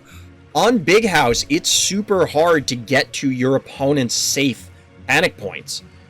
You know, you can get your own, obviously, and then you can fight over the center, but getting in on your opponent's panic points typically is a bad idea because you have to overextend into their territory, and the vault is right there. Their army is right there. You're probably going to get blown up. I've both thrown a bunch of games, won a bunch of games, and even reviewed a bunch of games where people have done that. They've invaded and then just thrown the game away, like just punted it into the next galaxy. But a Honey Bear lets you do that invade, air quotes, from a safe position. This thing has a range of 3. Like, come on. And it does that big splat AoE, so it's going to end up technically reaching farther. It's good. It seems real good. I wonder, because we should be due for the floor's lava to come back in the pool. Is Honey Bear reasonable there? I don't think it is because it has the 2 in the corner, the 2 in the middle, and then the top and the bottom. I don't think you can hit the middle and the bottom or the middle and the top with one Honey Bear splat. At least I assume not. But we should be due for the floor's lava to come back in the rotation soon. I don't quite know what drives what ones rotate in and what ones rotate out. I don't know if it's a manual process or if it's just automated and it just randomly pulls things out of a hat kind of thing. I'm not sure. But, I don't know. Let's do some more game reviews, Chad. I want to play some more, but I'm tired. I know I keep repeating it, but we'll just chill. We'll just chill. We'll do some game reviews. We'll knock these out. So we're zoning in on Phobos. You can tell how far back some of these reviews go because we have things that aren't in, like, 2 rotations ago.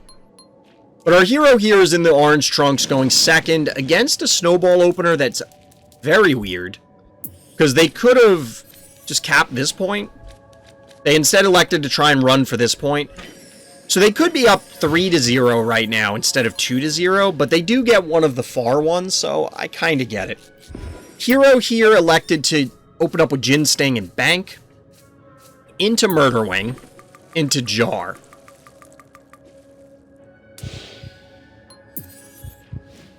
Why did they not attack here?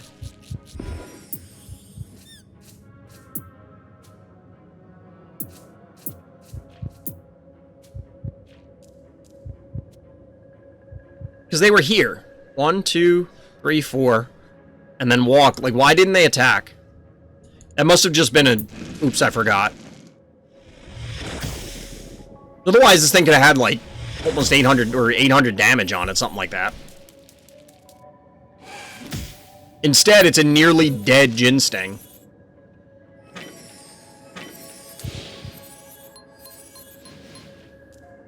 Now, if you end up trading the Gin Sting for the Stairmaster, I mean, technically that's your key positive.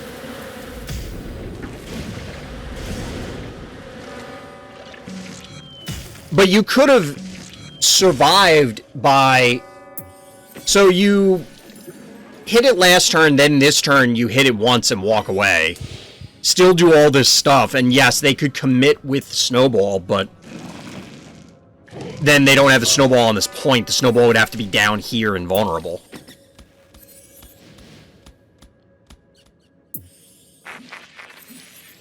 And that is, in fact, a Gargles.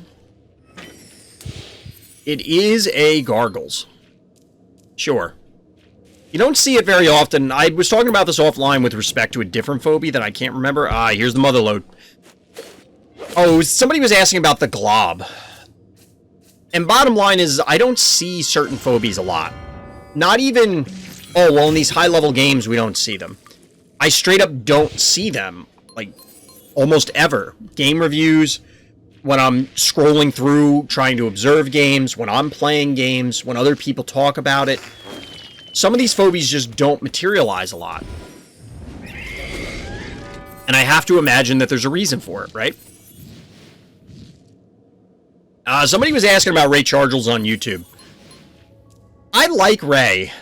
I think Ray is cool, but I don't know if Ray is actually good enough for what it does. Although here... Alright, so you kill this, you're going to get hit with the trap.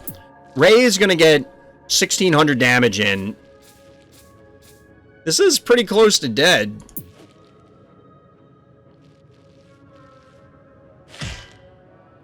Since the glob is stress 80, not too many people have it. Yes, that's a defense for the glob. But there are, in the context of like Ray Chargels, I just don't see Ray very often. And there are a bunch of other phobies that I just don't see very commonly in games. So the question is, stress level phobies aside, why is that? Now, it could just be they are niche phobies, which is fine. Or are they actually just not that good? Because they're, like, if you're a niche phobia, that's fine, but it could be that your niche is so narrow that it's not good enough to keep around. Why lock the gargles there? I don't know. I don't really understand gargles on this map anyway. I mean, it's a flyer.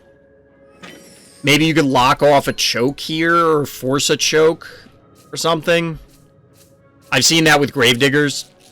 Rushmore's blocking here, and then that way your opponent has to do something weird, but like... I don't know. That's just a dead Jin Sting, right? What is bad guy doing here?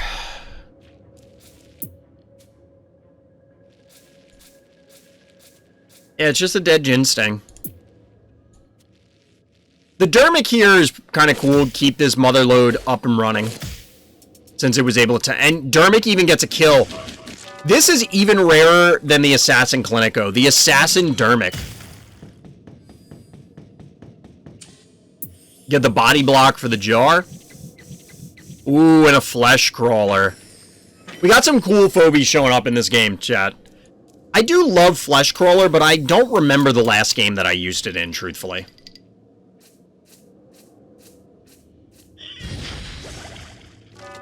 That's in fact a dead jar. But I think that jar has gotten its value over the course of this game. Follow up Rambolina, who's probably going to wish that it didn't follow up, because we're going to get yet another boosted motherload attack, probably. Yep. Boom, baby. Ouchtown population U, bro.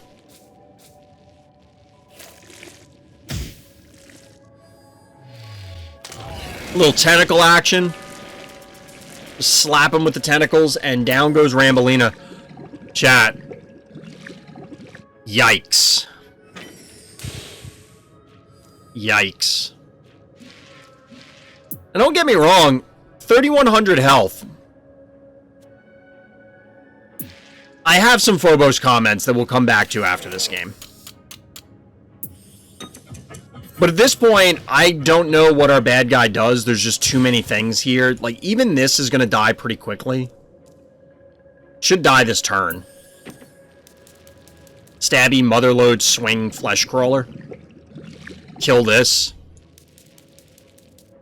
I don't think Dermot can kill this, but... obviously not, because that would have way too much health. But this is sufficient anyway, because even the Blinky probably kills this next turn. And now it's trapped. Now it's trapped. Boom, I'm sorry, pal, but you're not going the distance. Not against mommy here.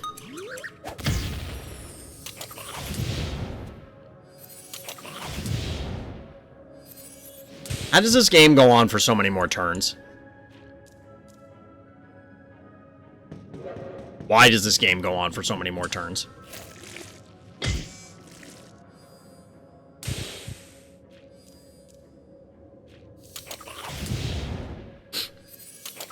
Fratute, you're gonna have to let us know. Was this a quest at the end of the game? Why didn't you just kill them? Absolutely could have killed them here.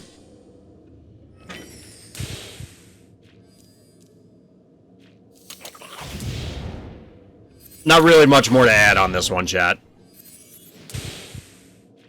There were several good motherload turns. I think the choice of Phobies and the positioning from our bad guy were a little questionable both early game and into the mid game, and it led to a variety of plays that let Fratute take this down despite being under-leveled by quite a bit. So well played, GG. But chat, I actually want to look at the end of that game again and point something out, which you probably all are well aware of at this stage, because you already know my feelings on Phobos.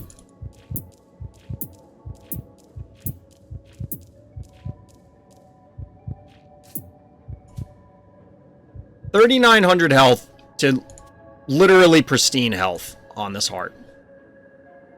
Bad guy at this point has sacrificed a lot. So this is 5, 10, 13, 15, 17, 18.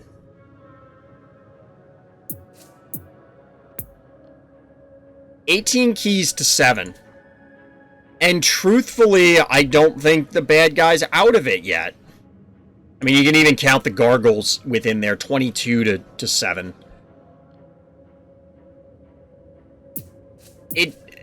They probably were out of it at this stage, realistically.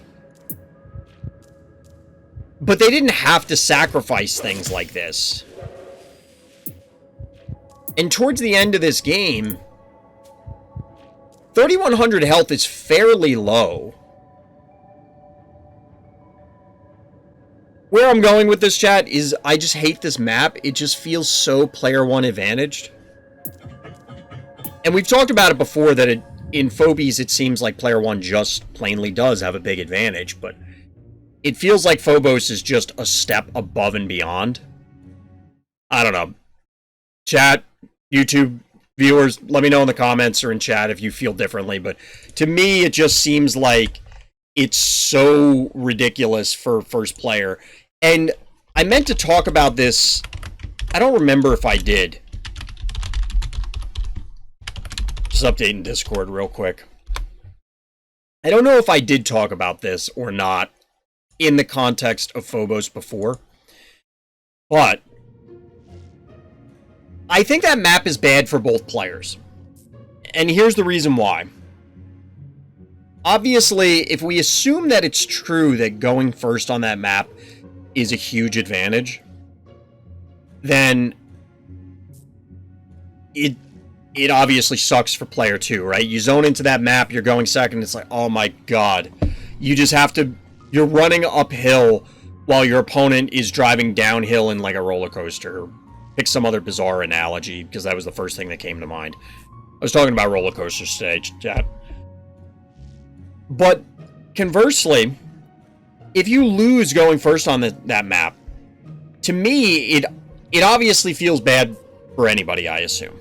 Especially if you feel that going first is a huge advantage. It's like, oh my god, I lost despite having everything on my side.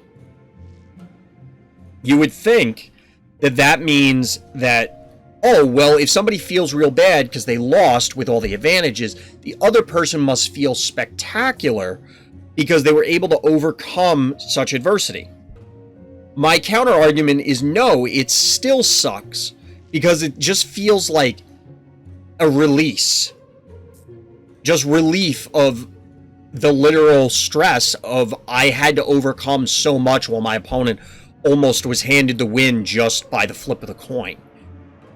And to me, I don't think that either or any of those scenarios or others that you could describe are worth the existence of that map. Like, I just hate that map. I even built the tier maker map tier list out so that way I could do it. I'm not going to do it tonight because I'm too tired, but I was thinking about doing it last night. We may do it next weekend as a separate video. But spoiler alert, Phobos is in its own tier as garbage, and it's all the way at the bottom. I don't think there's a map in the game that's as bad as Phobos. Strictly from a how miserable the experience it is to play it. For example, the floor's lava could be equally lopsided. I actually find floor's lava somewhat fun in just, oh, well, this is a super rushdown map. It's a unique experience. Phobos just feels like, I don't know. It's just like somebody's holding you down and kicking you in the crotch. And then you get up and then you hit them in the jaw and they drop. You don't feel better. You still got kicked in the dick like 10 times. You just managed to retaliate. Like, that doesn't... You still feel bad, or at least I do. Like I said, if everybody out there feels differently, that's fine. Let me know. Because I'm curious. I haven't seen too many people feeling good about that map.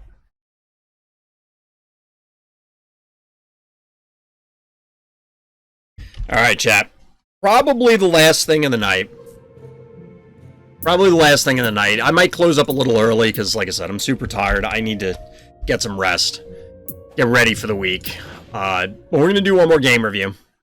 For anybody out there watching it, we will be playing more Arena next week. Be back at the end of the week. Got a bunch of variety games that I want to get on stream. But there's a lot of... I wanted to get through this backlog, and tonight I'm just tired, so it happens to be an exception from the schedule that I've been trying to get into. But we're zoning in here with our hero MOSCA in the orange trunks again on Phobos. We see a more normal opener. It was kind of a variation on the opener we had, the normal opener, quote-unquote, in the last game. But it's Snowball plus 1-drop, and then we get the Gin Sting plus multiple 1-drops as the answer. I've seen a variety of different responses going second. It's commonly Snowball or Gravedigger or Gin Sting plus stuff. Now here, it's a little interesting that...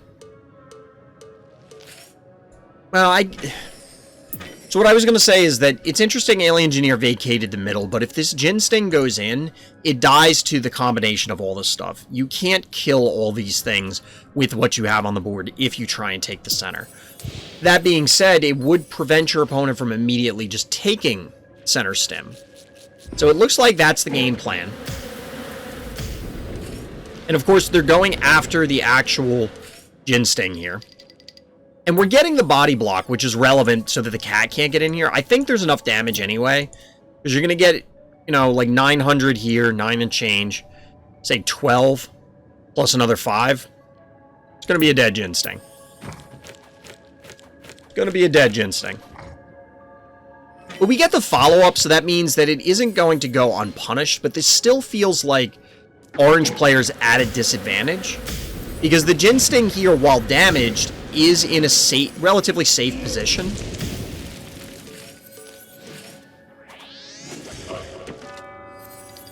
Actually, you know what? This might work out evenly. Oh, it's not, because that's a Metabot, I think. That's a Metabot.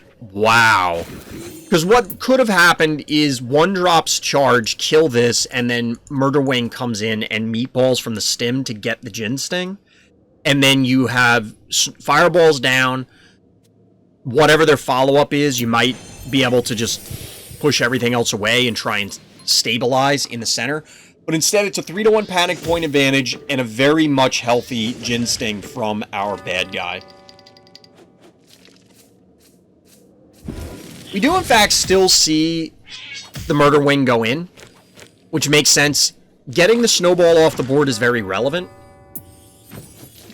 And we get a follow-up Hematic Gin Sting, who's going to be able to stage on the stim momentarily. This is actually challenging. With bees down, and, not much follow-up here, it's difficult to try and reinforce and actually retake the center as the first player here.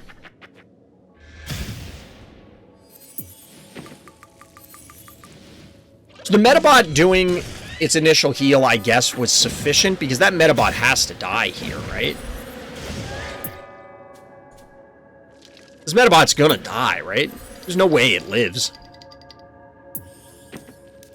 And And we get some supplemental forces. I don't think this is enough to truly threaten the Hematic Ginsting. As long as you can kill their Ginsting, which I don't see how it lives.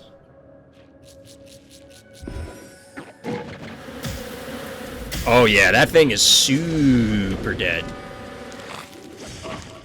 Dead Ginsting, dead Metabot, and that's 9 keys incinerated. Ultimately, after all of the carnage, we have a 3-2 panic point advantage for blue player, but stim control to our second player, which is awesome.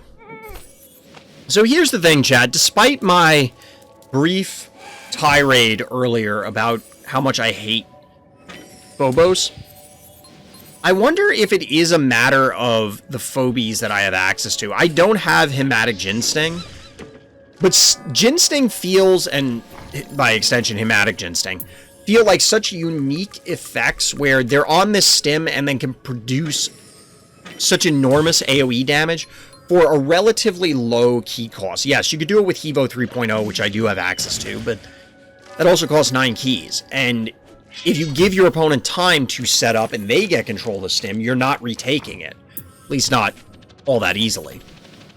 Oh my god, we're getting a paddles. Chat. There's a paddles on the board.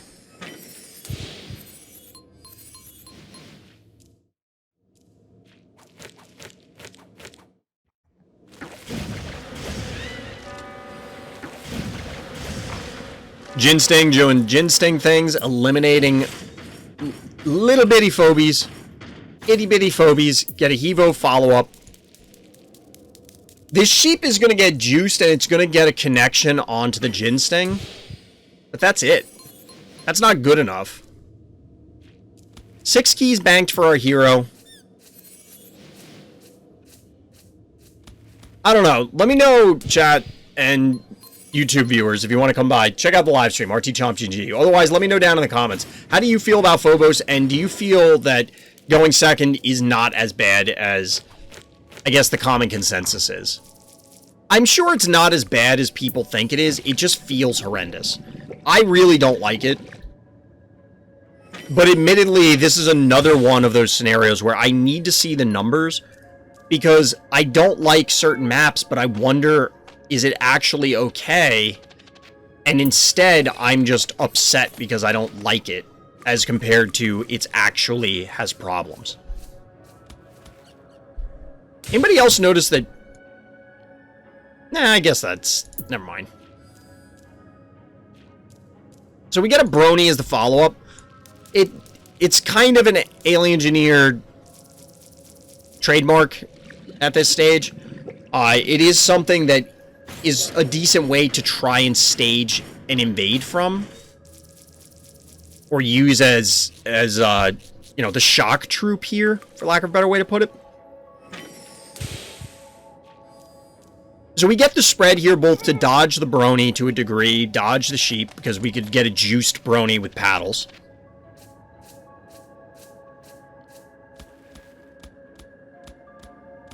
And given the spider positioning, there's no real good way to yoink this Brony. AKA, you can't.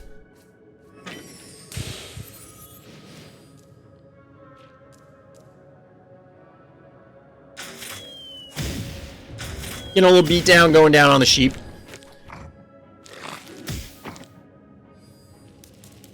We're a little bit past halfway in this game. Even though this feels like it's well in control for MOSCA, our hero. It's just kind of a matter of don't throw the game away, because it is losable from this position. You could absolutely lose this game, but a 5-1 panic point advantage and Hematic Ginsting ready and raring to go to beat up the heart. Alright, we get the juice Brony. Here it comes, chat. The pitter-patter of tiny hoofbeats. 1, 2, 3. And these. So it's going to shut off all of these. Other than the spider poison. I'm not sure why the jar had to go there. I guess that doesn't matter. So cassowary and sheep and... yeah, cassowary and sheep are the only ones on Alien Engineer's side. Hematic Ginsting and Bachelor are still alive.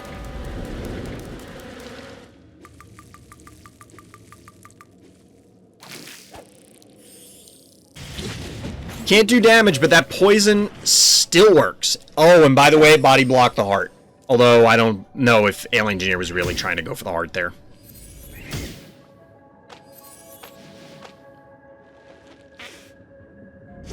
Spider's gonna pay for its sins.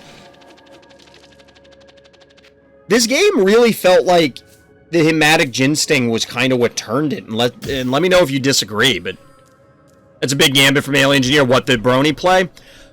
Honestly, I don't know if they had anything else. Given the commit to Brony. Obviously, if the Brony was literally a different phobie, you could do something else, but...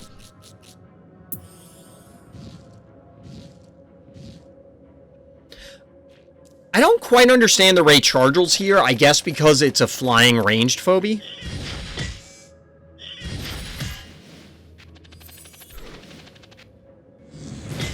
I missed the murder wing there earlier.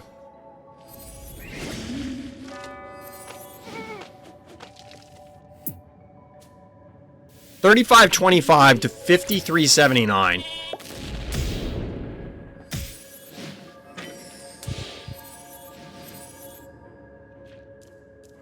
I mean, I agree, DT, that, yeah, when he brought out the sheep paddles, Brony. I get the idea. I don't really like the sheep at all. The paddles felt kind of useless too, but I get it to a degree. The Brony overall, I think, is probably the most reasonable. Because you needed a way to try and stage an invade to reclaim the middle and or force something to happen. Because you could see what MOSCA had to do. Had to spread out all their forces, completely vacate the middle. Because otherwise Brony just blows you out, right? You can see, this is kind of like what I was talking about with Hevo 3.0 earlier. Even if you say that Hevo, you know, the damage output isn't good enough, or the health isn't good enough, or whatever, the AoE portion of it forces your opponent to respect it because they don't want something ridiculous to happen. And here, Brony is the same sort of thing. I think it was a little overboard with the sheep and paddles and the Brony. Like, 2 of those 3, or even just the Brony, is probably fine. But in this case, yeah, it seemed unnecessary.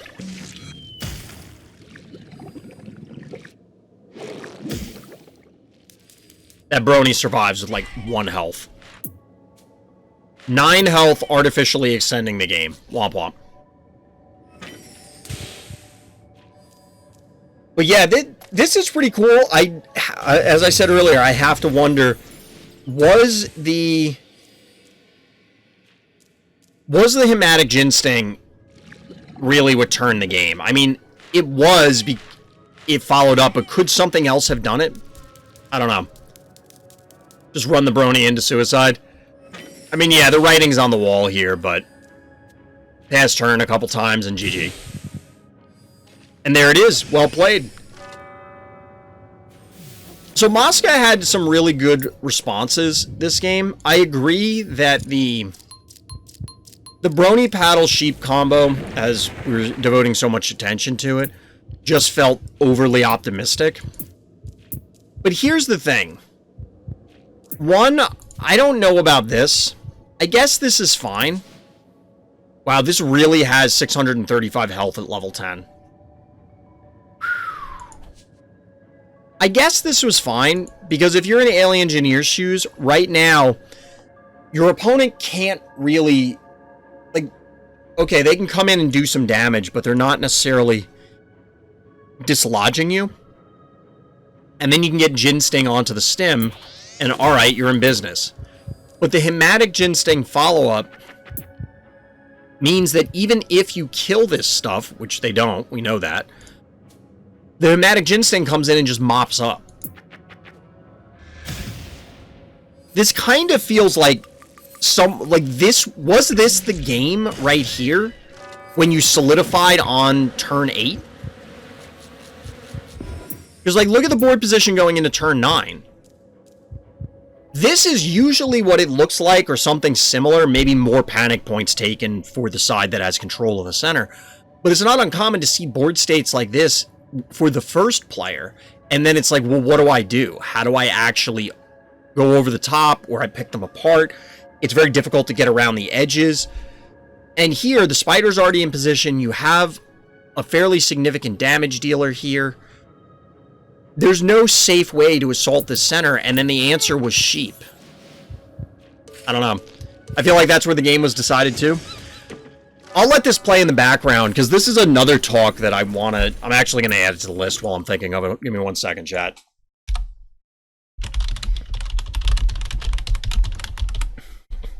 I don't know if I can stretch it into, like, an entire video, but I am of the opinion that a lot of Phobies games get decided pre-turn 10. Now, in some games, the games only last till turn 17, so it's like, yes, the game got decided halfway through. Shocker, I know. Like, that's... I'm sure that's a stunning revelation to everybody out there viewing. But, sorry, there was, like, something in my eye, and now it's bothering me, bothering my sinuses. But even on big maps, I think games get decided way earlier than people realize, because it's the snowball effect of you made a minor positioning error, so you lost a phobie. Or you gave up a panic point that you didn't need to. That allows me, as the other player, to get into a better position, and then your next move is also worse. But instead of being like 10% worse, it's now 12% worse. And then your subsequent move is 15% worse. And then it's 20% worse. And, like, it just keeps getting... Unless I make a mistake to try and give ground back. Which, again, is how the game... Like, that's the only way the game can work, right? It's a turn-based strategy game, so you're gonna have those scenarios. But in order to make the cool late-game plays, you need a lot of early stuff to actually come together in the right order so that you can set up for certain things. It's kind of the... And I don't think people realize how extreme it can be. That's why sometimes you'll see these sort of Hail Mary plays like we have here, where, okay, Brony paddles sheep. All right, well, I have to take a chance or I can't get back in this game. That's why sometimes you'll see me be more defeatist than maybe I should be early on, simply because, well, I know that unless my opponent makes a super dumb error to, like, lose all their stuff to let me get back in the game, that's what we're looking at.